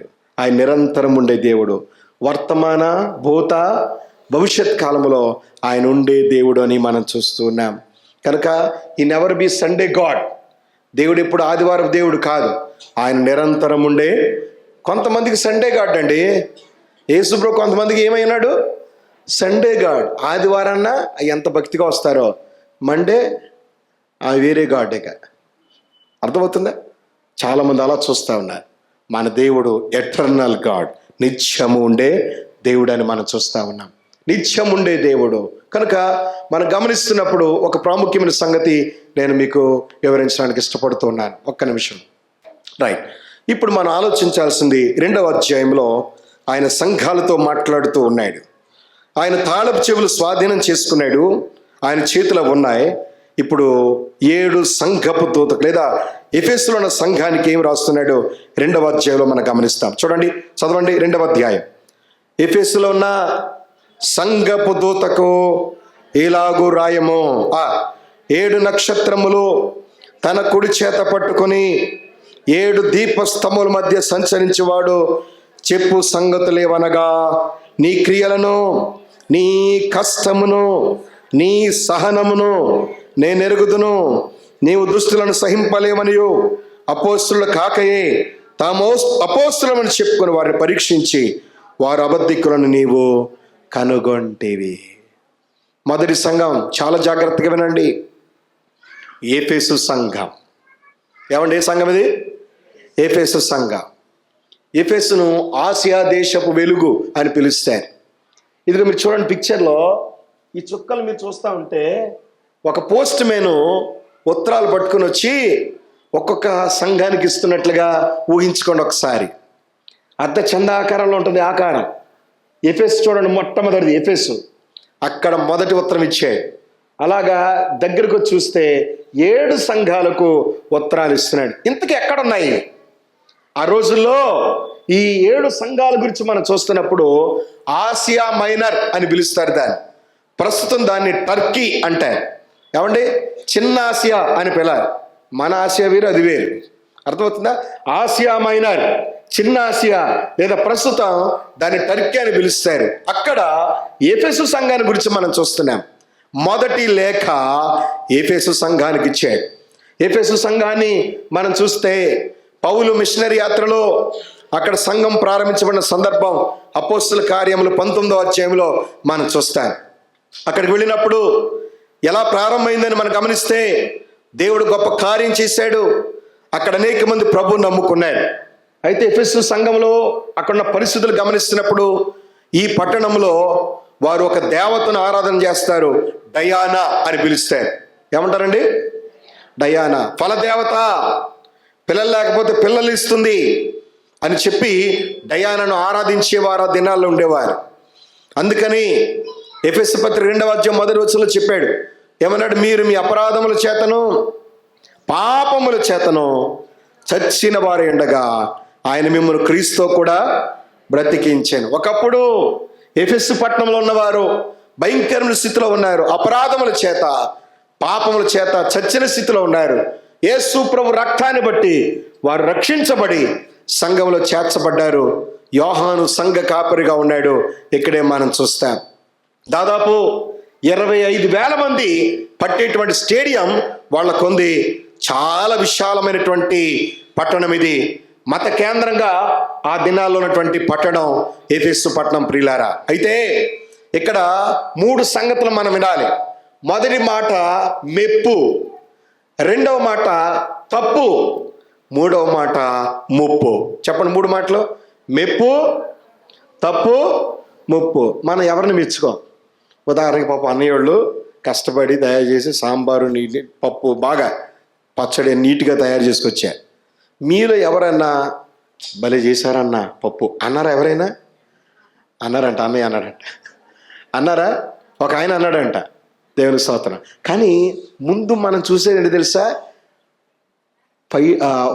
ఫాల్ట్స్ ఎక్కడ దొరుకుతాయి మనం చూస్తాం. ఒక ఆయన ఉంటాడు మా దగ్గర. అసలు రావడం లోపలికి వచ్చేటప్పుడే మొదటి మాట మొదలెడతాడు. ఇదేంటి మైక్ ఎక్కడుందేంటి అంటే అక్కడి నుంచి కొనుక్కోవడం మొదలెడతాడు. వాళ్ళకి కసురుకుంటాడు, వీళ్ళకి కసురుకుంటాడు. ఎప్పుడు ఎన్నడు ఎవరిని ఏం చేయడు? మెచ్చుకోడు. మనలో చాలామంది బుద్ధి అంతే. మనం తప్పుల్ని వెతికి పట్టుకుంటాం, కానీ ఎన్నడు ఎవరిని ఏం చేయమనం. కానీ ప్రభు దగ్గరికి వెళ్తే ముందు మెచ్చుకుంటాడు ఆయన. అప్పుడు తర్వాత తప్పును సరి చేస్తాడు. నువ్వు డైరెక్ట్గా తప్పును సరి చేస్తే నీకు ప్రమాదం, నేను నెగిటివ్గా తీసుకుంటాను. కానీ ప్రభు ఏం చేశాడు చూడండి. మొదటి మెప్పు ఏంటో చూడండి. ఏమండి మెప్పు ఏంటి? 2వ వచనం చదువుదాం. ప్రభు ఏమో 7 నక్షత్రాలు తన కుడి చేత పట్టుకుని 7 దీపస్తంభముల మధ్య సంచరిస్తూ చెప్తున్న మాటలు ఇవి. 2వ వచనం చదవండి. నీ క్రియలను నేను ఎరుగుదును. ఏమండి ప్రభుకేం తెలుసు? నీ క్రియలను నేను ఎరుగుదును. రెండవది, నీ కష్టమును నేను ఎరుగుదును. మూడవది, నీ సహనమును ఎరుగుదును. 3 ముక్కలు. ఒకటి నీ క్రియలు, రెండవది నీ కష్టము, మూడవది నీ సహనం. క్రియలు కలిగిన సంఘం. యాకోబు పత్రిక 2వ అధ్యాయంలో చదువుతాం. క్రియలు లేని విశ్వాసము ఏంటది? మృతం. డెడ్ ఫెయిత్, మృత విశ్వాసం. క్రియలు ఉండాలి, క్రియలు చేయాలి. విశ్వాసము క్రియలు 2 కూడా సరితూగేవి. విశ్వాసం ఉంది, క్రియలు కూడా చేయాలి. క్రియలు లేకపోతే విశ్వాసం మృతమైపోతుంది. అదే సంగతిని జ్ఞాపకం చేస్తున్నాడు. మెప్పును మనం చూస్తున్నాం. నీ క్రియలు నేను ఎరుగుతున్నాను. రెండవ మాట ఏంటి? నీ కష్టమును నేను. ఇది కష్టపడే సంఘం. గ్రీకు భాషలో కుపాస్ అని పిలిస్తే దాని అర్థం ఏంటంటే చెమట కార్చి కష్టపడుతున్నావు అని అర్థం. అంటే ఇప్పుడు చెప్పండి, ఎఫెసు సంఘంలోని విశ్వాసులో చెమటోడ్చి కష్టపడే విశ్వాసులు. నేటి దినాల్లో మనం చూస్తే ఇక్కడ బాగుంది ఆర్డర్. నేను చాలా సంఘాలు దర్శిస్తుంటాను. ఒక చెప్పేమో అక్కడ ఉంటుంది, ఇంకొక చెప్పేమో ఇక్కడ ఉంటుంది. ఆరాధన అయిపోయి వెళ్ళిన తర్వాత ఒకటి చెప్పులు ఒకటి కనబడవు. ఎందుకని? మనకు సరైన డిసిప్లిను ఉండదు. ఎవరైనా వచ్చి చక్కగా పేరుస్తారా? ఎవరైనా మందిరంలో చక్కగా ఇలా పరదాలు పరుస్తారా? చక్కగా ఈ క్లీనింగ్ చేస్తారా? దేవుడు చూస్తూ ఉన్నాడు. ఎఫెసులోని విశ్వాసులు వాళ్ళు కష్టపడి పనిచేసే విశ్వాసులు, ఖాళీగా కూర్చారు. ఉదయకాల సమయంలో పరమేశ్ గారు తీతు పత్రికలో విశ్వాసుల లక్షణాలు చెప్పాడు. వాళ్ళంట ఖాళీగా కూర్చుంటారంట. ఎలా కూర్చుంటారు వాళ్ళు? తీతు పత్రికలో మనం చూస్తే ఈ క్రేతు వారి గురించి చెప్తూ అంటాడు, వాళ్ళు ఖాళీగా కూర్చుంటారు, వదరబోతులు అన్నాడు. బాబోయ్, క్రేతులు వాళ్ళు ఎలాగుంటారంట? వాళ్ళు వదరబోతులు, ఏం మాట్లాడతారో తెలియదు, బ్యాడ్ వర్డ్స్. తర్వాత తిండిపోతులు అన్నాడు. అమ్మ ఇదే పోతో, తిండిపోతులు, అసలు ఎక్కడ భోజనం తెరితే అక్కడ పోతారన్నమాట వీళ్ళు. అలాంటి వాళ్ళు హెచ్చరిక చేస్తూ మాట్లాడాడు. తీతు వారిని వెళ్ళి సరిచేయి అన్నాడు. అందుకని క్రేతులోకి వెళ్ళాడు తీతు. అక్కడికి వెళ్ళి మాట్లాడి వాళ్ళని సరిచేసి రిపోర్ట్ పట్టుకొని వచ్చి అపోస్తలుడైన పౌలుకి ఇచ్చాడు. అది తీతు పత్రిక సారాంశం. కానీ ఎఫెసు సంఘం వాళ్ళు ఎలాంటి వాళ్ళు అంటే, వాళ్ళు చెమటొచ్చి కష్టపడే సంఘం. చెమటలు పట్టేంతగా వారు పనిచేస్తారు. వారు దుస్తులను సహించని సంఘం అని మనం చూస్తాం. చూడండి, నీవు దుస్తులను సహింపలేవనియో అపోస్తలులు కాకయే తాము అపోస్తలుమని చెప్పుకొని వారిని పరీక్షించి వారు అబద్ధికులను నీవు ఏం చేసావు? కనుగొన్నావు అన్నాడు. చూసారా, ఎఫెసు సంఘాన్ని మనం చూస్తే దుస్తులను సహించని సంఘం, అబద్ధ అపోస్తలులు పరీక్షించని సంఘం. మా రాజమండ్రిలో ఒక పేరుగాంచిన టీవీ స్పీకర్ ఉన్నాడు. ఆయన పేరు వద్దులేండి, నేను తర్వాత చెప్తాను. నేను ఇక్కడ కూడా వస్తుంటాడు. ఆయన పెద్ద ఫ్లెక్సీ పెట్టాడు. వాళ్ళ డాడీ పేరు ఫోటో వేసి అపోస్తలుడు డాష్ అని పెట్టాడు. నేను వెంటనే ఫోన్ చేసి, ఏంటి బ్రదర్ ఇలా చేసావు అని అంటే, తప్పేంటి అన్నాడు. నేను తప్పున్నారా? అపోస్తలులు కాని వారు ఇప్పుడు బయలుదేరారు. ఎవరైనా అడగండి, అపోస్తలుని పేరెట్టుకున్నారనుకోండి, వాళ్ళలో 5 లక్షణాలు ఉండాలి. 1, యేసు ప్రభుతో పాటు వారు తిరగాలి. 2, యేసు ప్రభు అద్భుతాలకు సజీవ సాక్షులుగా ఉండాలి. 3వది, యేసు ప్రభు శిలువ మరణ పునరుత్థానాలకు కళ్ళతో చూసి ఉండాలి. 4వది, యేసు ప్రభు వారిని పంపించి ఉండాలి. 5వది, ఆదిమ అపోస్తలులు చేసిన అద్భుతాలు వీళ్ళు చేసి ఉండాలి. ఈ 5 ఉంటే వాడు అపోస్తలుడు. మరి 5 లేనోడు? ఇక ఇప్పుడు మనం చదువుకున్న అబద్ధ అపోస్తలుడు. ఇప్పుడు ఎవరైనా అపోస్తలుని పేరు పెట్టుకుంటే ముందు ఈ పదం ఎట్టండి. ఏంటది? అబద్ధ అపోస్తలుడు. No apostles today. చాలామంది తెలియక పెట్టుకున్నారు దాన్ని. ఒకవేళ అపోస్తలుని పేరు పెట్టుకుంటే ఇవన్నీ చూసి ఉండాలి, ఇవన్నీ చేసి ఉండాలి. అబద్ధ అపోస్తలులను చేర్చుకోని సంఘం ఏ సంఘం అది? ఎఫెసు సంఘం. తర్వాత అన్నాడు, ఇంకేమన్నాడు చూడండి, నీవు అబద్ధికులను కనుగొన్నావు, నా నామము నిమిత్తము భారము భరించి అలియలేదు నీవు. దుస్తులను సహించని సంఘం ఇది, పరీక్షించిన సంఘం. నికోలాయితుల క్రియలను పరీక్షించిన సంఘం ఇది. చూడండి, ఇక్కడ రాయబడింది, నీవు ఏం చేసావో చెప్తున్నాడు. 6వ వచనం చదవండి. అయితే ఈ ఒకటి నీలో ఉన్నది, నికోలాయితుల క్రియలు నీవేం చేస్తున్నావు? ద్వేషించవు. ఏమిటి నికోలాయితులు అంటే? నికోలాయిట్స్ అంటాడు ఇంగ్లీష్లో. ఏమిటి నికోలాయితులు అంటే? ఆ రోజుల్లో అర్చకులు, అర్చకేతరులు అని 2 తెగలు ఉండేవారు. అర్చకులు మాత్రమే మందిరంలో పనిచేయాలి, అర్చకేతరులు బయట నిలబడి చూడాలంతే అని ఇలాగ సంఘాన్ని విడగొట్టారు. అర్చకులు, అర్చకేతరులు. ఇదే నికోలాయితుల బోధ. అంటే నికోలాయితుల బోధ ఏం చెప్పింది అంటే, మీరు సున్నతి కూడా పొందాలి, మీరు అర్చకులు కాదు, మీరు దూరంగా ఉండాలి, మమ్మల్ని ముట్టుకోకూడదు, మేము పరిశుద్ధులం, దేవుడు మమ్మల్ని ప్రత్యేకపరిచాడు, మాకంటే మీరు ఎక్కువగా ఇల్లు కట్టుకోకూడదు, మీరు చాలా సింపుల్గా ఉండాలి, మేము ఎక్కువగా ఉండాలి అని చెప్పుకునే ఆ బోధే ఏ బోధ? నీకోలాయితుల బోధ. అర్థమైంది ఇప్పుడు నీకోలాయితుల బోధ అంటే అర్చకులు, అర్చకేతరులు అంటే సేవకత్వం చేసేవాళ్ళు, సేవకత్వము చేయనివాడు. ఇలాగా డివిజన్ తీసుకొచ్చారు వీళ్ళు. ఇది సంఘానికి చాలా ప్రమాదం. అందుకని చెప్పాడు, అలాంటి వారిని నువ్వు ద్వేషించుచున్నావు, నేను ద్వేషిస్తున్నాను అన్నాడు. అయితే ఈ సంఘానికి కూడా తప్పు ఏంటో చూద్దాం. ఇప్పటి వరకు మెప్పు చూసాం, ఇప్పుడు ఏం చూడాలి? తప్పు. ఏంటో తప్పు? 2:4 అయినను మొదట నీకుండిన ప్రేమను ఏం చేశావు? వదిలిపెట్టిన సంఘం. They forsook the first love. మొదటి ప్రేమను విడిచిపెట్టిన సంఘం ఎఫెసు సంఘం. ఎలా ఉంటుందో చెప్పనా? రక్షించబడి బాప్తీసం పొందిన వెంటనే అందరికంటే ముందు వచ్చి కూర్చుంటారు, అందరికంటే ముందు వచ్చి వాక్యం వింటారు, అందరికంటే బాగా ప్రార్థన చేస్తారు. 2-3 వారాలు గడుస్తుంది, 3 నెలలు గడుస్తుంది. అందరికంటే ఎలాగొస్తారు? ఆలస్యంగా వస్తారు. అంటే ఇప్పుడు చెప్పండి, మొదటి ప్రేమను ఏం చేశారు? వదిలిపెట్టారు.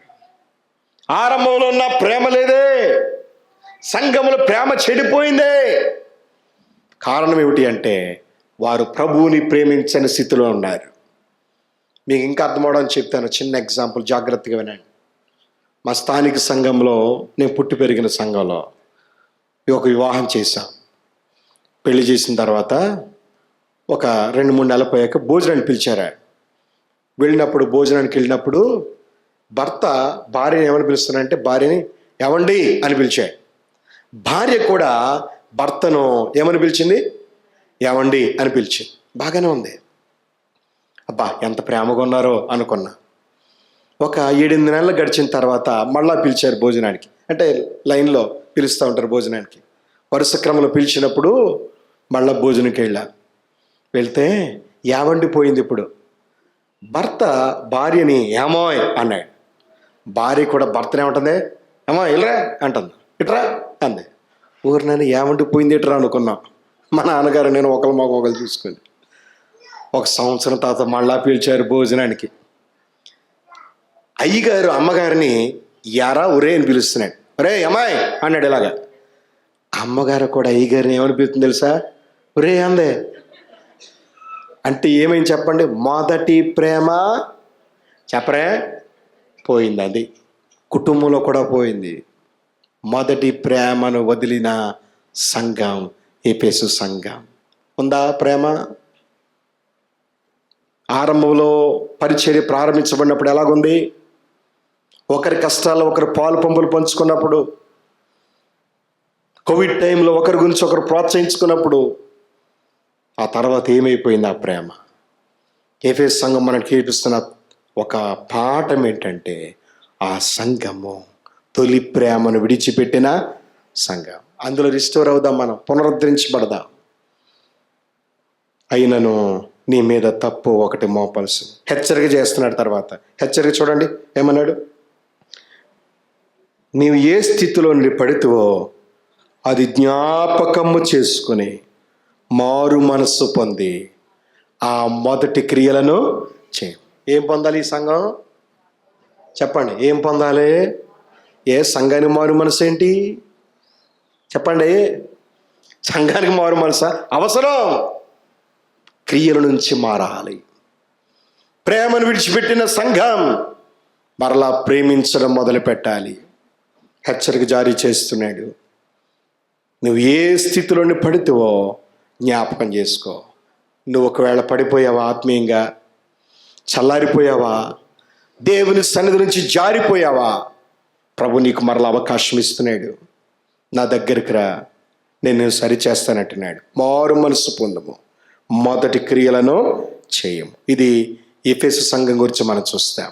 ఇప్పుడు చెప్పండి, ఎఫెసు అనగా మనం గుర్తుపెట్టుకున్నాం, మొదటి ప్రేమను వదిలిపెట్టిన సంఘం. చెప్పండి, ఏ ప్రేమను? ఆ తొలి ప్రేమ. అసలు అలాంటిది అనుభవం మరలా ఇప్పుడు రాదు. అది విడిచిపెట్టారు వీళ్ళు ఎఫెసు సంఘస్థులు. లవ్లెస్ చర్చ్ అని పెట్టుకుందాం పేరు. ఏ చర్చ్ ఇది చెప్పండి?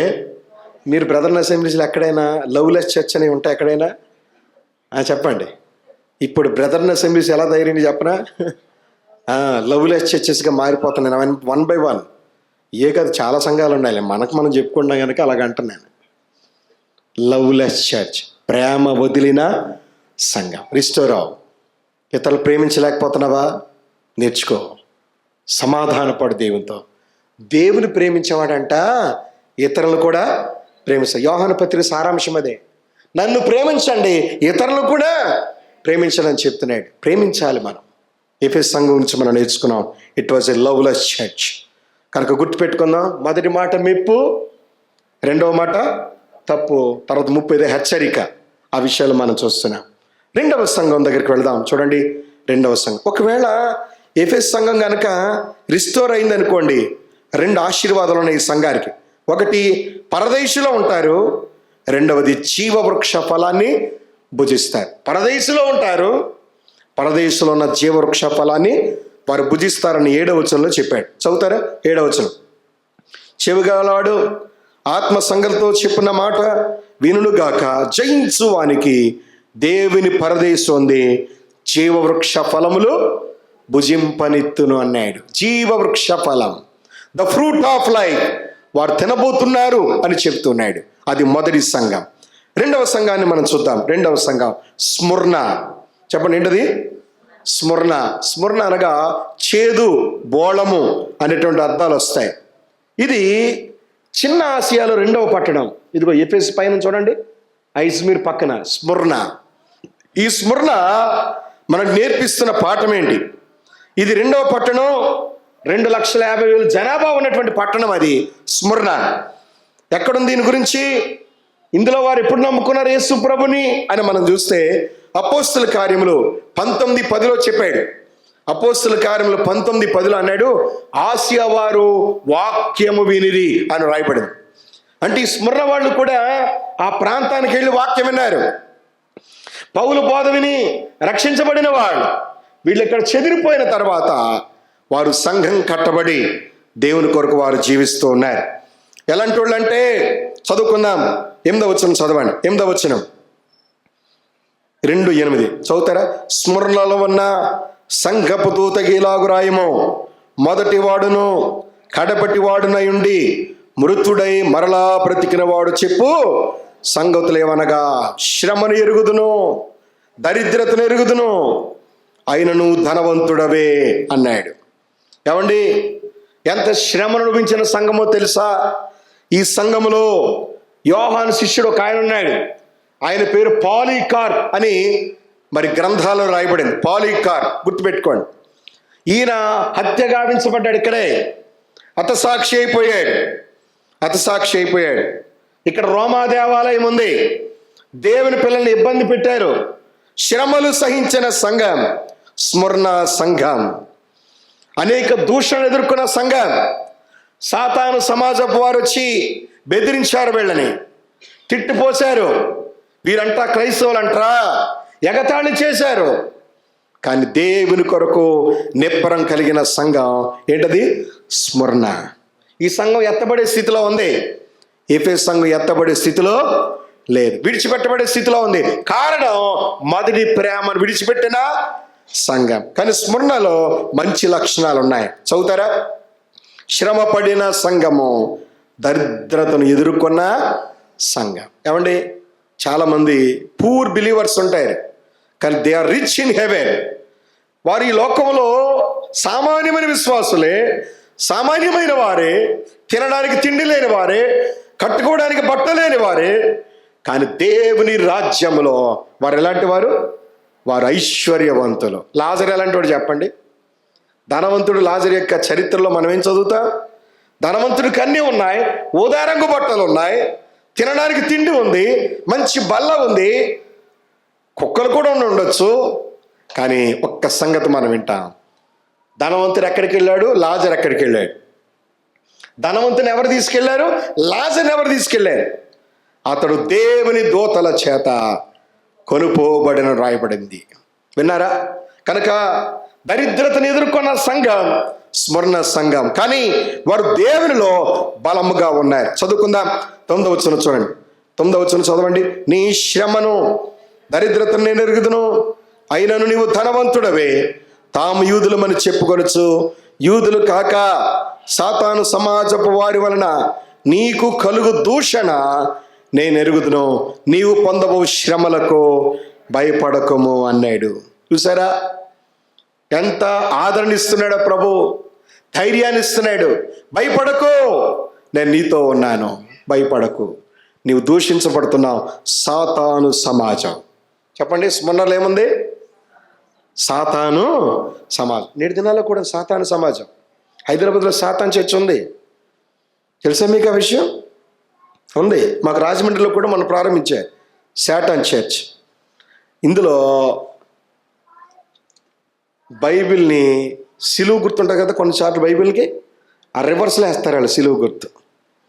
అంటే ఏది బైబిల్లో ధన్యులు అన్నది అనుకోండి, శపించబడిన వారు అని ఉంటుంది అక్కడ. వాళ్ళకు బైబిల్ ఉంది, వాళ్ళు రక్తాలు చిందిస్తూ ఉంటారు. ఆ రక్తంతో ఆ రోజున నాయకుడు ఉంటాడు, సాతాను ఉంచాడు అక్కడ. వాడు ట్రైనింగ్ ఇస్తారు, అక్కడ పంపిస్తారు. వాడు ఏం చేస్తారంటే రక్తాన్ని వాడు శరీరం అంతా కూడా కోసుకుంటాడు. అతని దగ్గరకు వచ్చే శిష్యులు వాళ్ళు కూడా రక్తం కోసుకుని సాతానికి నుదుటి మీద ఇలా పెడతారన్నమాట. అలాంటి వాళ్ళు దూషిస్తారు, బైబిల్ మీద ఉమ్మేస్తారు. వాళ్ళు భయంకరులు వాళ్ళు. అలాంటి వాళ్ళ దూషణ ఎదుర్కొన్న సంఘం ఏ సంఘం అది? చెప్పండి, రెండవ సంఘం ఏంటది? స్మరణ. శ్రమపడిన సంఘం, దరిద్రతను ఎదుర్కొన్న సంఘం, దేవుని సేవకులు హతసాక్షి అయిన సంఘం, పాలికార్పణ ఆయన. ఈ సంఘం యొక్క మెప్పును మనం చూచాం కదా. కలగనైన శ్రమ, అపవాది కొందరిని చెరలో వేయించబోతున్నాడని చెప్పాడు. ఇవన్నీ కూడా ఎదుర్కొన్న సంఘం. మీకు ఇందులో తప్పులేమీ కనబడవు. ఎక్కడ ఉన్నాయి తప్పులు? చదవండి, వచ్చిన సరిగ్గా చదవండి. ఒక మెప్పు చెప్పాడు, కానీ ఇందులో ఏమి లేవు. ఈ సంఘంలో you can never found any kind of faults. ఒక చిన్న లోపాన్ని కూడా నువ్వు కనిపెట్టలేవు. అంత మంచి సంఘం స్మరణ సంఘం. అందుకని వారికి ఇచ్చిన వాగ్దానం ఏంటి తెలుసా? మరణం వరకు నమ్మకముగా ఉండము, నేను నీకేమిస్తాను? చెప్పండి, ద క్రౌన్ ఆఫ్ లైఫ్, జీవ కిరీటం. ఎక్కడ దొరుకుతుంది ఇది? హుబ్లీలో దొరుకుతుందా? బెంగళూరులో దొరుకుతుందా? ఏమండి, ఎక్కడ దొరుకుతుంది ఇది? పరలోకంలో దొరుకుతుంది. మరణం వరకు నమ్మకముగా ఉండము, నేను నీకేమిస్తాను? జీవ కిరీటం ఇస్తాను అన్నాడు. 10 దినములు శ్రమ ఉంది, 10 దినములు నీకు శ్రమ ఉంది, ఆయనను నేను నిన్ను ఆదరిస్తానని చెప్పాడు 10వ వచనంలో. చదువుదాం 10వ వచనం. ఇదిగో మీరు శోధింపబడినట్లు అపవాది మీలో కొందరిని చెరలో వేయింపబోతున్నాడు. 10 దినములు శ్రమ కలుగును, మరణం వరకు నమ్మకముగా ఉండము, నేను నీకేమిస్తాను? జీవ కిరీటం ఇస్తాను. అనేక అపోస్తులు హతసాక్షులైపోయారు. తోమా మన ఇండియాకి వచ్చాడు. ఇండియాకి ఎక్కడొచ్చాడు? మలబార్ ప్రాంతంలో సేవ చేశాడు. కళింగ ప్రాంతంకి వెళ్ళాడు, అక్కడ సేవ చేశాడు. మొదటగా కేరళ బ్రాహ్మణ్ సువార్తను విని ప్రభువును చేర్చుకున్నారు. తోమా ఇక్కడే చనిపోయాడు. పేతురు తలక్రిందులుగా సిలువేయబడ్డాడు. అనేక మంది రాళ్ళు రువి చంపబడ్డారు. మనకందరికీ తెలుసు అపోస్తల కార్యాల స్టెఫను గురించి మనం చూస్తే, స్టెఫను ఎలా చంపారు? స్టోనింగ్, రాళ్ళు రువి చంపారు. అయితే వాళ్ళకి పరలోకంలో ఏముంది? మరణం వరకు నమ్మకముగా ఉండు, నీకేమిస్తాను? జీవ కిరీటం ఇస్తాను. జీవ కిరీటం. ఇటీవల మన దేశంలో హతసాక్షి ఒక ఆయన ఉన్నాడు, జాన్ అలెన్చో అని. అమెరికాలో పుట్టి పెరిగిన పిల్లాడు. 23 సంవత్సరాల వయసులో ఇండియా వచ్చాడు. చిన్న వయసు, పెళ్లి కాలేదు. ఏమన్నా వినండి, జాన్ అలెన్చో అండమాన్లో పోర్ట్ బ్లెయిర్ దిగి అక్కడ మన సేవకుడు ఒక ఆయన అలెగ్జాండర్ అని అంకుల్ దగ్గరికి వెళ్ళాడు. వెళ్ళి, సార్ ఇక్కడ నేను పరిచయం చేయాలనుకుంటున్నాను, నాకు ఆశ్రయం ఏంటి అన్నాడు. ఆశ్రయం ఇచ్చాడు. ఎక్కడికి వెళ్తామని అడిగాడు. ఇదిగో నేను ఒక అండమాన్లో సెంటినల్స్ అనే జాతి ఉంది, వాళ్ళ దగ్గర సువార్త చెప్పడానికి వెళ్తాను అంటే, సార్ ఆ జాతికి దగ్గరికి వెళ్ళకూడదు, భారత గవర్నమెంట్ ప్రభుత్వం మనకేమి ఎలాంటి అనుమతులు ఇవ్వలేదు, ఆగిపోండి అంటే, లేదు సార్ ప్రభు నన్ను ప్రేరేపిస్తున్నాడు, ఎలాగైనా వెళ్ళాలి సార్ అన్నాడు. ఎండు చేపలు, వాళ్ళు ఇష్టపడే పోర్కు ఇవన్నీ కూడా తీసుకున్నాడు. చిన్న పడవలో 25,000 రూపాయలకు అద్దె తీసుకుని అక్కడికి వెళ్ళి అక్కడి నుంచి కయాక్ అనే చిన్న పడవలో ప్రయాణం చేసి వాడి దగ్గరికి వెళ్ళగానే ఆ సెంటినల్స్ ఆదిమ జాతి వాళ్ళు బాణాలు వేసి చంపేశారు. ఏమిటి ఆయన కావాల్సింది చెప్పండి? గోల్డ్ మెడలిస్ట్ ఆయన, తెలియదు వాళ్ళకి, చంపేశారు. అనేక మంది హతసాక్షులు అవుతూ ఉన్నారు. మొన్నటికి మొన్న ఛత్తీస్గఢ్లో ఒక సహోదరి, గిరిజన ప్రాంతానికి చెందిన సహోదరి, ఊరి పెద్దలందరూ చెట్టు కట్టేశారు ఆమెని. చాలా భయంకరంగా కొట్టారు. ఏ అమ్మాయి చెప్పు, యేసుప్రభు విడిచిపెడతావా విడిచిపెట్టవా? ఆమె ఏం చెప్పింది తెలుసా? దెబ్బలు కొడుతున్నా, తన బట్టలు చించుతున్నా చెప్పింది, నేను యేసుప్రభు బిడ్డను, చచ్చిపోతే యేసుప్రభు చచ్చిపోతానంటే కత్తులతో పొడిచి చంపేశారు. అందరు చూస్తుండగా కరెక్ట్గా నెల అయింది జరిగింది. ఎంత విచారం! ప్రతిరోజు ఎక్కడో చోట దేవుని బిడ్డలు హతసాక్షులు అయిపోతున్నారు. మనకేమో హ్యాపీగా హుబ్లీలో ఉన్నాం కదా, అవునా కదా? Comfortable life, comfortable salary, comfortable అన్నీ కూడా మనకి. కానీ ప్రభు కొరకు హతసాక్షులు కావాలి. మరణము వరకు నమ్మకముగా ఉండము. నీకేమిస్తాను? జీవ కిరీటం ఇస్తాను. కావాలా జీవ కిరీటం? స్మరణ సంఘం మనకు నేర్పిస్తున్న పాఠం, ప్రభు కొరకు హతసాక్షులైపోయిన సంఘం. ఇందులో ఎలాంటి కంప్లైంట్స్ లేవు. 11 వచనం చదవండి. సంఘములతో ఆత్మ చెప్పుచున్న మాట చెవినుడు గాక, జయించువాడు రెండవ మరణం వలన ఏ హానియు చెందడు. రెండవ మరణం ఏమీ చేయదు. రెండవ మరణం అంటే నరకాగ్నిగుండ. వీళ్ళు జయించారు, పరదేశంలోకి వెళ్తారు. చాలామంది ఏమనుకుంటారు చెప్పనా? వినండి, నేను రక్షించబడ్డాను, బాప్తిస్మం పొందేశాను, ఇక నాకు పరలోకం గ్యారంటీ అంటారు. మరి పరిశుద్ధమైన జీవితం? అక్కడ చాలామంది ఫెయిల్ అయిపోతారు. లీడింగ్ హోలీ లైఫ్, పరిశుద్ధమైన జీవితం గడపడం చాలా ప్రాముఖ్యమైనది విశ్వాస జీవితంలో. అనేక మంది అలాగే పడిపోయారు.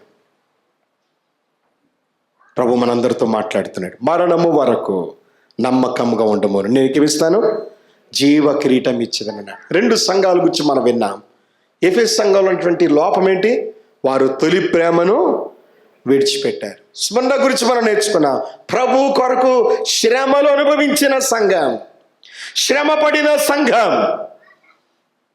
ఆదరణ పొందుతున్న సంఘం, సాతాను సమాజపు వారి వలన దూషణకరమైన మాటలు భరించిన సంఘం ప్రభు అప్రిషియేట్ చేస్తున్నాడు. ఈ సంఘం ఎత్తబడే స్థితిలో ఉంది. వీళ్ళు ప్రభుని విడిచిపెట్టలేదు, వాక్య ప్రకారం జీవించిన సంఘం స్మరణ సంఘము అని మనం వింటున్నాం. మరి మన సంఘ పరిస్థితి ఏంటి? మనం ఆలోచించే. మూడవ సంఘం 12వ వచనం చూడండి. పెర్గము. చెప్పండి ఏంటది? పెర్గము అంటే ఏంటి? దుర్గము అని అర్థం. పెర్గము, దుర్గము, టవర్. ఇది చాలా పేరుగాంచిన లైబ్రరీ. ఈ పెర్గములో ఉన్నట్టుగా మనం చూస్తే ఇదిగోండి, ఎఫెసు, స్మరణ, దానిపైన ఉన్నది పెర్గమం. ఈ పెర్గం గురించి మనం చూస్తున్నప్పుడు ఇందులో 3 ప్రసిద్ధమైన దేవాలయాలు ఉన్నాయి. అత్యధికంగా దేవతారాధన జరిగే చోటు ఇది. అపోస్తల కార్యంలో 19వ అధ్యాయంలో వీరు సువార్తను విన్నారు. విన్నప్పుడు బాగానే ఉంది, కానీ వారు సరిగ్గా లేరు ఆ తర్వాత. అందుకని వారి గురించి ఏం మాట్లాడుతున్నాడు తెలుసా? ఇందులో 12వ వచనం చూడండి. 12వ వచనం.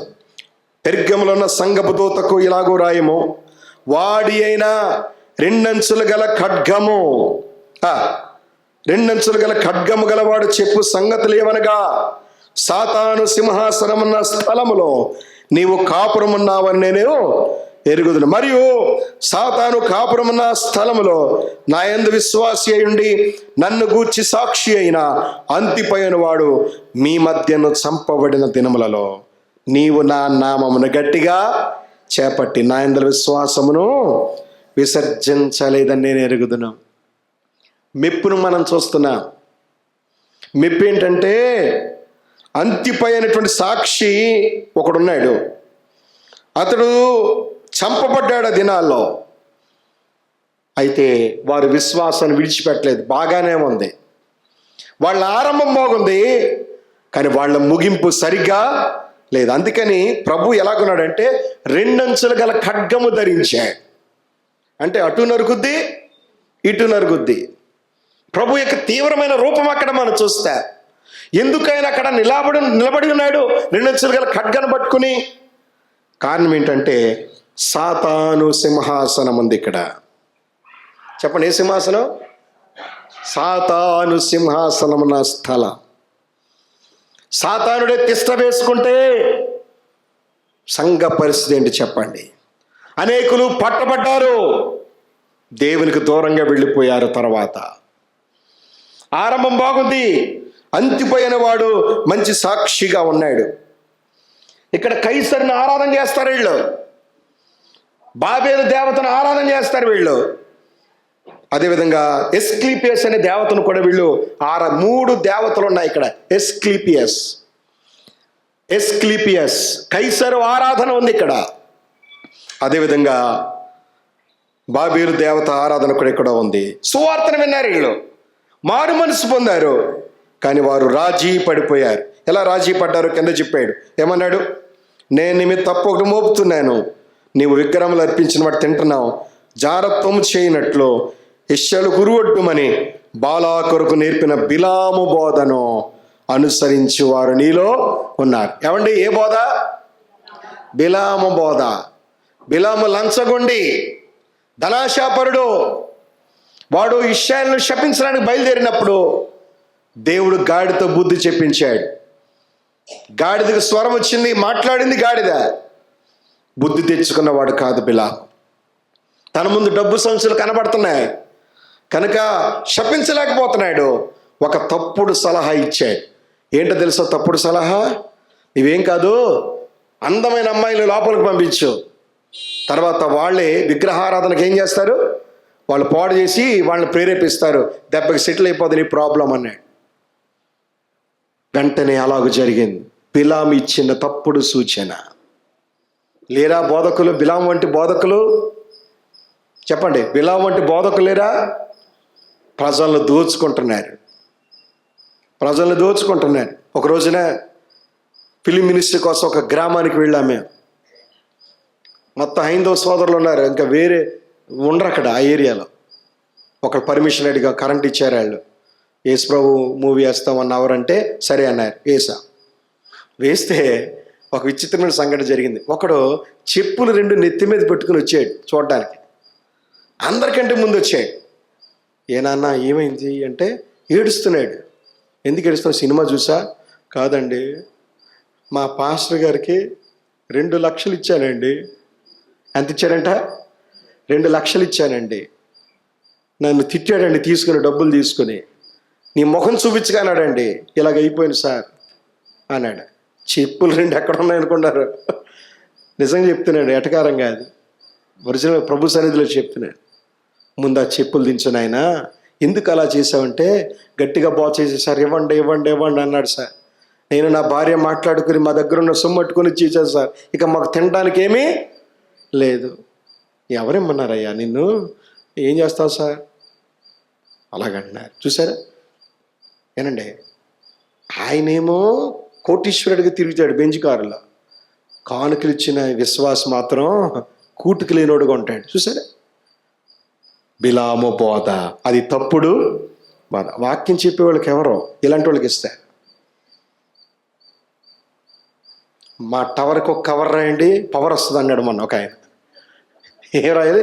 మా టవర్కే ఒక కవర్ పంపించండి, మీకేమొస్తుంది? పవర్ వస్తుంది అన్నాడు. ఆయనతో భోజనం చేయాలంటే 50,000 ఇవ్వాలట డొనేషన్ ముందు. బ్రేక్ఫాస్ట్ చేయాలంటే 10,000 అట. పెట్టాను మెసేజ్ తర్వాత. ఎందుకయ్యా బోధ? ఎవరిని మోసం చేస్తావు? ఒకడేమో అరటి పండ్లు తింటే గర్భిణి వస్తుందని చెప్పేవాడు ఒకడు. ఆడు పట్టుకొచ్చాడు ప్లేట్లో, దాని మీద పెట్టి స్వస్థత ప్రార్థన చేశాడు. ఇది కానీ ఎవరికైతే పిల్లలు లేరో వాళ్ళకి ఒక్కొక్క పండు వేస్తున్నాడు. ఎంత మూర్ఖత్వం అండి! ఎంత మూర్ఖత్వం అండి! చెప్పుకోరని సిగ్గుకరమైన మాటలు ఇవి. బిమ్మును బట్టే కదా నా నామం అన్ని జనుల మధ్య. అలాంటి వాళ్ళ దగ్గరికి వెళ్ళొచ్చా అండి? విచారకరం. ఒకడేమో కర్చీఫ్లు అమ్ముకుంటున్నాడు. కర్చీఫ్ ఒక్కొక్కటి 100 రూపాయలు ఇట్టాడు. 500 కర్చీఫ్లు పెట్టుకొచ్చాడు. ఎంత వచ్చింది? బాగుంది కదా ఆదాయం. నూనె బుడ్లు అమ్ముకునేవాడు ఒకడు క్యాలెండర్లు అమ్ముకుంటారండి జనవరి 1 రోజున. క్యాలెండర్లు, మొదటి క్యాలెండర్ కొన్నవాడు 10,000 ఇవ్వాలట. ఎక్కడుందండి ఇవన్నీ? విచారకరమైన పరిస్థితులు. బిలాము బోధ, జాగ్రత్తగా ఉండండి. వారు పగటి వేషం వేసుకొని వస్తారు. వీళ్ళు మిమ్మల్ని మోసం చేస్తారు. ట్రిక్స్ ఉంటాయి వాళ్ళ దగ్గర. వాళ్ళు మిమ్మల్ని మాటల చేత పడేస్తారు. మాటల్లో పట్టుకుంటారు మిమ్మల్ని. తర్వాత వదులుదామన్న వదలరు వాళ్ళు. పెర్గమము మనం చూస్తూ ఉన్నాం. రాజీ పడిపోయిన సంఘం, రాజకీయ శక్తికి ఎదిగిపోయింది. రాజకీయాలు వచ్చేసే సంఘంలో రాజకీయాలు వచ్చాయి. ఒకప్పుడు మన సంఘాలకి ఏ పొలిటీషియన్ వచ్చేవాడు కాదు. ఇప్పుడు ఏ మీటింగ్కి వెళ్ళినా ఎవరు కనపడుతున్నారు ముందు? పొలిటీషియన్సే. తెనాల్లో పక్కన ఒక పెద్ద ఊరు ఉంది. మన సంఘం వాళ్ళు, అనయ్య ఈ రోజున చాలా ఎక్కువ మంది వస్తారు, సువార్త చెప్పాలన్నయ్య అంటే వెళ్ళే నా ఊరు. వెళ్తే దాదాపు 3,000-4,000 మంది వచ్చారు. పెద్ద మీటింగ్. వాక్యం చెప్తున్నాను. ఈ లోపల ఒక మాజీ మంత్రి వచ్చారు. ఆయన చీఫ్ గెస్ట్ అన్నమాట. ఏం చేయాలో అర్థం అవ్వలేదు. ఇంకెవరు వింటలేదు. ఆర్భాటంలో అనిపోయారు. నేను ముగించేస్తానన్నా. ఆయన నేరుగా వచ్చి స్టేజ్ దగ్గరికి వచ్చి, పాస్టర్ గారు ఆపకండి, కంటిన్యూ చేయండి అన్నాడు. అమ్మయ్య, ప్రభు స్తోత్రం నాయన అనుకున్నాను. వాళ్ళు ఇంటాకి ఇష్టపడుతున్నారు. అసలు వాక్యం వినకుండా చేసేటువంటి రోజులు 7 దినాలు. ఎవరికి ప్రాధాన్యత ఇస్తున్నాం?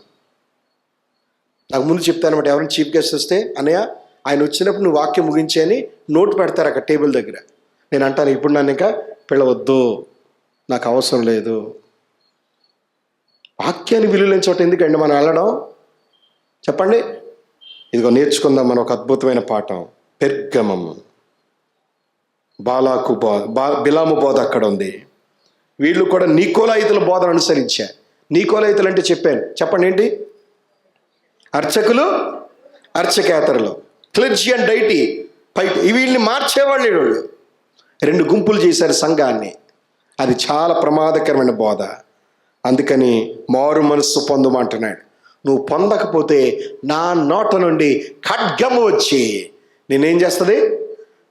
నాశనము చేయనని చెప్పాడు. యుద్ధం చేస్తుందని చెప్పాడు. అందుకని ఆశీర్వాదాలు కూడా ఉన్నాయి. జయిస్తే మరుగైయున్న మన్నాను తినిపిస్తాను నీకు. మరుగైయున్న మన్నా. జయిస్తే మీకు క్రొత్త పేరు ఇస్తాను అన్నాడు. రాతి మీద క్రొత్త పేరు. దేని మీద? రాతి మీద నీకు క్రొత్త పేరు. క్రొత్త పేరు అంటే చాలా విచిత్రం ఇది. యాకోబు పేరు ఎలా మారింది? అబ్రాహాం పేరు అబ్రహాం. చూసారు బైబిల్లో కొన్ని చోట్ల క్రొత్త పేరు, క్రొత్త పేరు. నీవు కూడా జయిస్తే, అసలు వాస్తవానికి ఎక్కడుండే పేరు మన పేర్లు ఉన్నాయి, కానీ పరలోకంలో మనది వేరు కోడ్ ఉంటుంది మనకి. ఆత్మముద్ర అన్నాడు అందుకే ఎఫెసీ పత్రికలో. అది మనకు తెలియదు, అక్కడికి వెళ్ళాక తెలుస్తుంది మన అసలు పేరు. బైబిల్లో ఉంది అది. చాలా వచనాలు ఉన్నాయి, నేను నాకు టైం లేదు కనుక వెళ్తున్నాను. జయించువానికి ఏమిస్తాడు ఆయన? క్రొత్త పేరు. తెల్ల రాతినిస్తాడు, ఆ రాతి మీద చెక్కబడిన కొత్త పేరునిస్తాను అన్నాడు. కనుక విన్నారా ప్రియులారా? ఈ సంగతి మనం వింటుండగా నికోలాయితుల క్రియలు ఎఫెసీయులు వ్యతిరేకించారు, కానీ పెర్గమ వాళ్ళు ఒప్పుకున్నారు. వారి స్థితి చూడండి. ప్రభు వారి జీవితాలను గమనించాడు. వారి నిలకడ చూడండి. ఆయన నామమును గట్టిగా పట్టుకున్నారు. వారి త్యాగం చూడండి. అన్ని బాగానే ఉన్నాయి, కానీ వారు ముగింపులో బిలాము బోధను అనుసరించారు. అంతిపై అనేవాడు చంపబడ్డాడు. ఎవరు చంపబడ్డారు? అంతిపయ. బిలాము బోధన వాళ్ళు చేర్చుకున్నారు. చాలామంది దుర్బోధలు వెంబడి వెళ్ళిపోతున్నారు. దుర్బోధ ఎక్కడ చూసినా దుర్బోధే. అవి నానాటికి మన సంఘాల్లో కూడా వస్తున్నాయి, మన సంఘాల్లో కూడా చొరబడుతున్నాయి. ఈ పండుగల్లో మనం చూస్తే దుర్బోధ దుర్బోధ దుర్బోధ. వాటిని మనం ఖండించాలి అన్నాడు. 2 ఆశీర్వాదాలు ఇస్తున్నాడు. ఒకటి, మన్నానిస్తాను అన్నాడు. ఏమిస్తారండి ప్రభు? మన్నా ఎవరు తిన్నారు? ఇశ్రాయేలు తిన్నారు. మన్నా అనగా అర్థం ఏంటి? ఇదేమి అని ఉంది. మన్నా ఎలా ఉంటుంది? తెల్లగా ఉంటుంది. మన్నా గుండ్రంగా ఉంటుంది.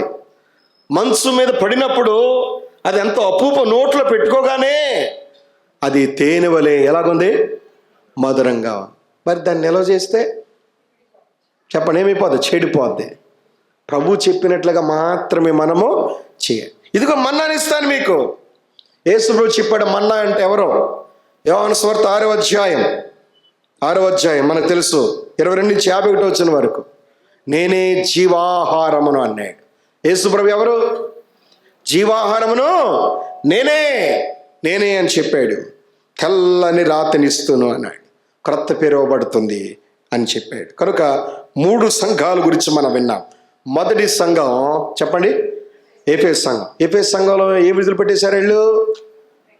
చెప్పండి. ప్రేమను విడిచిపెట్టిన సంఘం ఎఫెసు సంఘం. క్రీస్తు శకం 70 నుంచి 170 వరకు ఉంది. ఇది వెనుకంజ వేసిన సంఘం, తొలి ప్రేమను విడిచిపెట్టిన సంఘం. కనుక మనం మారు మనసు పొందాలి అని చెప్పాడు అక్కడ. రెండవది స్మరణ అనగా బోళము, చేదు, సాంబ్ర అనే అర్థాలు వస్తాయి. స్మరణ శ్రమ పడిన సంఘం, ఇందులో లోపాలు లేవు. స్మరణ సంఘాన్ని మనం చూస్తున్నప్పుడు హతసాక్షుడైనటువంటి సంఘం ఇది. కనుక శ్రమ దరిద్రత కలిగిన సంఘం. అయితే ప్రభు ఎలాగో దీవించబోతున్నాడో వారిని మెచ్చుకుంటూ రాశాడు. వారికి ఇచ్చి దీవెల గురించి రాశాడు. మూడోదిగా మనం చూచాం, పెర్గము గురించి మనం చూస్తున్నాం. క్రీస్తు శకం 312 నుంచి 590 వరకు మనం చూస్తాం. పెర్గమం అనగా దుర్గము అని అర్థం. ఏమండి? పెర్గమం అనగా ఏంటి అర్థం? దుర్గము. లోకముతో కలిసిపోయింది. ఇది లోకంతో కలిసిపోయింది, రాజీ పడిపోయింది, లోకము చొరబడింది సంఘాల్లో. చాలా విచారకరమైన పరిస్థితి. పెర్గమము లోకముతో మిశ్రితమైన సంఘం. 4వదిగా మనం చూద్దాం, తుయితైర సంఘాన్ని గురించి చదువుకొని మనము సెలవు తీసుకుందాం. తుయితైర చదువుతామా? 18వ వచనం. తుయితైర ఉన్న సంఘపు దూతకు ఎలాగు రాయము అన్నాడు. అగ్ని జ్వాల వంటి కన్నులను, అపరంజిని పోరిన పాదములు గల దేవుని కుమారుడు చెప్పు సంగతులేమనగా, నీ క్రియను, నీ ప్రేమను, నీ విశ్వాసమును, నీ పరిచర్యను, నీ సహనమును నేనెరుగుదును. నీ మొదటి క్రియల కన్నా కడపటి క్రియలు మరీ ఎక్కువైనవని ఎరుగుదును అన్నాడు. చూడడానికి బాగానే ఉంది ఈ సంఘం తుయతైర.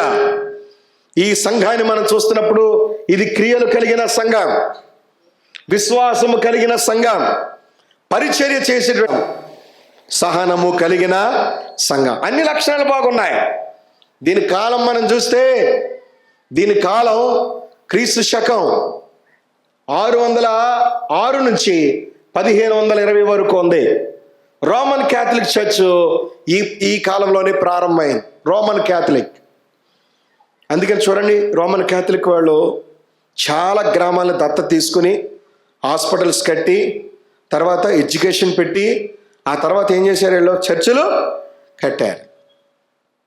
అయితే నెమ్మదిగా రోమన్ కథోలిక్ సంఘం ఎవరితో చేరిపోయారు? లోకంతో పాటు. ఆరంభం బాగుంది. రోమన్ క్యాథలిక్ చర్చెస్కి విగ్రహారాధన లేదు, మేరీ మాత్రం పూజించడం లేదు. హిస్టరీ చదివాను మన నేను. అవేమీ లేవు, వాక్యములో ఉన్నట్టుగా ఉన్నారు వాళ్ళు. కానీ నెమ్మదిగా లోక పద్ధతులు, సాంప్రదాయాలు ఏమయ్యాయి? ప్రవేశించాయి. వారు బిలీవ్ చేసేది మరి ప్రామాణిక గ్రంథాలని, వారు అప్రామాణిక గ్రంథాలు కూడా వారు బిలీవ్ చేస్తారు. అవి కూడా ఉన్నాయి. కనుక వినండి, ఈ కాలాన్ని ఏమంటారంటే చీకటి కాలము అంటారు. చెప్పండి, ఏ కాలం అది?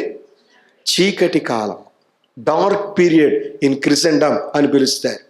చీకటి కాలం. ఎందుకు చీకటి కాలం అయిందంటే ప్రజలందరూ అజ్ఞాన దశకు వెళ్ళిపోయారు.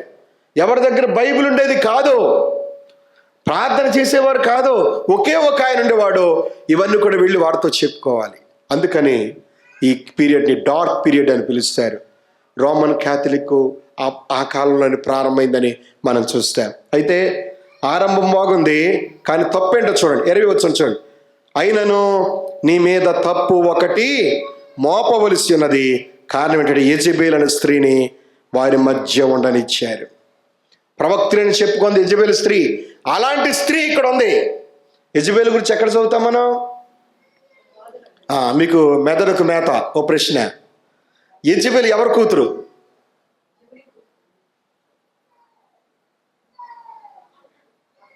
అహాబ్ భార్య. అహాబ్ భార్య బాగా చెప్పారు. ఎవరి కూతురు? సీదోను రాజు అయిన ఎత్బాలు అంటాడు. ఆమె కూతురు ఈమె. ఈ అహాబు గడి వెళ్ళి ఆమెను చేసుకోవచ్చా? అన్యుల్ని వివాహం చేసుకోవచ్చా? వెళ్ళి చేసుకుని తీసుకొచ్చాడు అంతే. అయ్యగారు డమ్మి, అమ్మగారు పెత్తనం. 400 మంది ప్రవక్తలు పెంచి పోషించింది ఎవరో? యెజబెల్. బయలు ప్రవక్తలు పోషించి ఏలియాను చంపజూచింది. భయంకరమైన స్త్రీ యెజబెల్. సంఘానికి ఎంత ప్రమాదం యెజబెల్ ద్వారా. యెజబెల్ గురించి ఏం నేర్చుకుంటాం చూడండి. ఏమన్నాడు? జారత్వము చేయుటకు, విగ్రహములకు బలి ఇచ్చిన దాన్ని తినడానికి అదేం చేస్తుంది? ప్రోత్సహిస్తుంది. ఎవరు? యెజబెల్. ప్రభుని విడిచిపెట్టింది, బయలుదేవతను పూజించింది, ప్రవక్తలను పెంచింది, ప్రవక్తలను పోషించింది. ఒక రోజున ఆహాబు మూతు ముడుచుకుని కూర్చున్నాడు. ఏం ముడుచుకుని? చిన్న విషయం ఏం కాదు, ఎదురుగుండా ద్రాక్ష తోట ఉంది. లేచి చూసేదాడు అదే కనబడుతుంది. ఈయనకేమో దాని మీద ఆశ పెరిగింది. ఆడి దగ్గరికి వెళ్తే ఇవ్వనన్నాడు. అందుకని మూతు ముడుచు కూర్చున్నాడు. ఈ రాజే కదా ఇడు. రాజుకి ఏంటి కొదువు చెప్పండి. ఏం కొదువు రాజుకి? అమ్మగారు వచ్చారు, ఏమయ్యా అన్నం తింటలేదంటే తిన్నాం అంటున్నాడు. మనుషులు తాగంటే తాగనం అంటున్నాడు. మూతు ముడిచి కూర్చున్నాడు. ఏం జరిగిందనంటే అప్పుడు చెప్పాడు, ఆ తోట నాకు కావాలి అన్నాడు. ఎవరిది ఆ తోట? నాబోతు యొక్క తోట. నేను దానికోసమే కదా చంపించేద్దాం ఆగు. 2 నిమిషాల్లో చంపించేసింది. ఎవరిని? ఒక మంచివాడు నాబోతు పొలాన్ని ఆక్రమించుకున్నాడు, తన కైవసం చేసుకున్నాడు. మనకు తెలిసి ఏం జరిగిందో. ఆహాబు రక్తాన్ని ఎవరు నాకారు? చెప్పండి, ఎవరు నాకారు? ఎంత భయంకరమైన స్థితికి వెళ్ళిపోయాడు. సంఘముల యెజబెలు చాలా ప్రమాదం. సంఘముల యెజబెలు ప్రమాదకరం. ఉన్నారు యెజబెలు. నేను కొన్ని సంఘాలకు వెళ్తాను. వైజాగ్లో సంఘాన్ని నన్ను పిలిచారు. పెద్ద హౌస్ ఓపెనింగ్, అది స్టీల్ ప్లాంట్లో పనిచేస్తాడు బ్రదరు. జాన్సన్ రావాలి, వాక్యం చెప్పాలి అంటే వెళ్ళాను. ఓపెనింగ్ అయింది, బాగా జరిగింది. అందరు కూర్చుంటే ఒక చీటి ఒక ఆంటీ పట్టుకొచ్చి అయ్యగారికి ఇచ్చింది. ఏంటని చూశాను, పక్కన కూర్చున్నాడు ఆయన. ప్రోగ్రామ్ షీట్ అన్నమాట. ఆవిడ రాసిచ్చింది షీటు. ఆ షీట్లో ఉన్న విషయాలు చదువుతున్నాడు. ప్రార్థన ఎవరు చేయాలి, వాక్యం ఎవరు చదవాలి, గ్రీటింగ్స్ ఎవరు చెప్పాలి అని. నేను అనుకున్నాను. తర్వాత 2వ సంవత్సరంలో మళ్ళా పిలిస్తే అక్కడ ఏమైందో తెలుసా? అక్కడున్న సంఘం అక్కడ లేదు. కారణం, ఈ చీటీ ఇచ్చిన ఆవిడని చూసారా? ఆవిడ వల్ల అయిపోయింది. విచారకరం. సంఘముల యెజబెలు చాలా ప్రమాదం. నేను టీవీ స్పీకర్ని చూస్తున్నా, మూసుకుండా తలకి వేసుకున్న వస్త్రధారణ సరిగ్గా ఉండదు. కొత్తగా బోధ వచ్చింది, సంఘంలో స్త్రీలు కూడా బోధించవచ్చు. వాళ్ళకెవరికో కొరింథీయులకు చెప్పాడు, మీకేంటి భయం అని చెప్పేవాడు కూడా ఉన్నారు. ఖరాఖండిగా చెప్పాడు, సంఘములో స్త్రీ ఎలా ఉండాలి? మౌనంగా ఉండాలి. క్రమాన్ని మార్చేస్తున్న దినాలు ఇవి. ఇంకా కొత్త బోధలు వస్తాయి. మనం మాత్రం జాగ్రత్తగా ఉందాం, వాక్య ప్రకారం జీవిద్దాం. మనం చూస్తున్నాం తుయతైర సంఘం.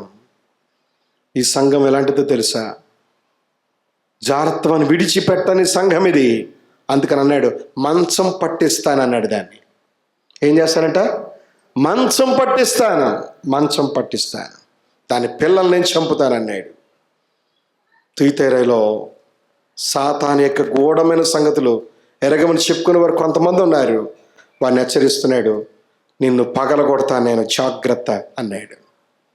తుయతైర సంఘాన్ని గురించి మనం చూస్తూ ఉంటే జారత్వము కలిగిన సంఘం భయంకరమైన స్థితిలోకి వెళ్ళిపోయింది. ఇది చాలా జాగ్రత్తగా ఉండాలి. యెజబెలుని సంఘంలో ఉండడానికి వీలు లేదు అని చెప్తున్నాడు. మారు మనసు పొందడానికి అవకాశం ఇచ్చాడు. దేవుని చిత్తమైతే మనం మరిన్ని విషయాలు తర్వాత నేర్చుకుందాం. దేవుని ఈ కొద్ది మాటలు మనందరి వినికిడిలో దీవించును గాక. ఎన్ని సంఘాలు చూసామండి మనం? 4. 1 ఎఫెసు సంఘం. ఏంటది? తొలి ప్రేమను విడిచిపెట్టిన సంఘం. రెండవది స్మరణ సంఘం. ఇది ఎలాంటి సంఘం? శ్రమపడిన సంఘం. మూడవది పెర్గమము, లోకంతో కలిసిపోయిన సంఘం. తుయితైరా, ఈ తుయితైరను మనం చూస్తున్నప్పుడు ఇజబేలు స్త్రీని ఉండనిచ్చిన సంఘం, చారత్వం చేస్తున్న సంఘం, మంచం పట్టిస్తానని చెప్పాడు. జాగ్రత్త. ఇవి ఒకసారి మనం తేల్చుకుందాం. నా లైఫ్ ఎలాగుంది? నా వ్యక్తిగత జీవితం, నా సంఘ జీవితం ఎలాగుంది? వాక్య ప్రకారం నేను జీవిస్తున్నానా, లేదా ఇహలోక మానలు కొట్టుమిట్టాడుతున్నానా? మనం తేల్చుకుందాం. అలాగ చేయడానికి ప్రభు కృప చూపును గాక. ఆమేన్. తల వంచండి, కళ్ళు మూసుకోండి, ప్రార్థన చేద్దాం. మరిన్ని సంగతుల తర్వాత ఆలోచన చేద్దాం. అందరూ ప్రార్థన పూర్వక సిద్ధపడరండి. ఆత్మీయ సంగతులు నేర్చుకోండి, చక్కగా నోట్స్ రాసుకోండి. ప్రభు మీకు సహాయం చేస్తాడు. ప్రార్థన చేద్దాం. పరిశుద్ధుడైన మా తండ్రి, నీకు స్తోత్రం చెల్లిస్తున్నాం. మా జీవితాల్లో మీరు మాకు ఇచ్చిన ఆశీర్వాదకరమైన మాటలు బట్టి, హెచ్చరికలను బట్టి నీకు స్తోత్రం చెల్లిస్తున్నాం. నేడు మా సంఘాల పరిస్థితి చూస్తున్నప్పుడు విచారము, దుఃఖం, ఎక్కడ చూసినా భయంకరమైన సంగతులు జరుగుతున్నాయి. వాక్య విరుద్ధ బోధలు, జారత్వము, నైనా విలాసవంతమైనటువంటి సౌకర్యాలు, ఇవన్నీ మేము చూస్తూ ఉన్నాం. కొన్ని చోట్ల మెగా చర్చిలు ఏర్పడుతున్నాయి. దాని ద్వారా స్థానిక సంఘాలకు ఎంత నష్టమో ప్రార్థన చేస్తున్నాం. ప్రభు కరుణించండి. మీరు ఇస్తున్న మాటలు బట్టి నీకు స్తోత్రాలు. ఆధ్యాత్మికంగా మీ మేలు పొందడానికి కృపద ఇచ్చేయండి. నీ మీద దృష్టించి నీకు ఆలోచన చెప్పేదని అన్నావు. ప్రభువా, మీరే సహాయం చేసి నడిపించమని ప్రార్థిస్తున్నాం. మా నమ్మకమైన బోధకుడు అని, మా మంచి బోధకుడు అని నేను స్తుతిస్తూ, ఈ మధ్యాహ్న సమయంలో మీరు మాతో మాట్లాడేందుకు వందనాలు చెల్లిస్తూ, జరగబోతున్న కార్యక్రమాన్ని మీ చేతిలో పెడుతూ, మా రక్షకుడును ప్రభువునైనా యేసుక్రీస్తు నామములో వినయంగా వేడుకొంచున్నాము తండ్రి. ఆమేన్.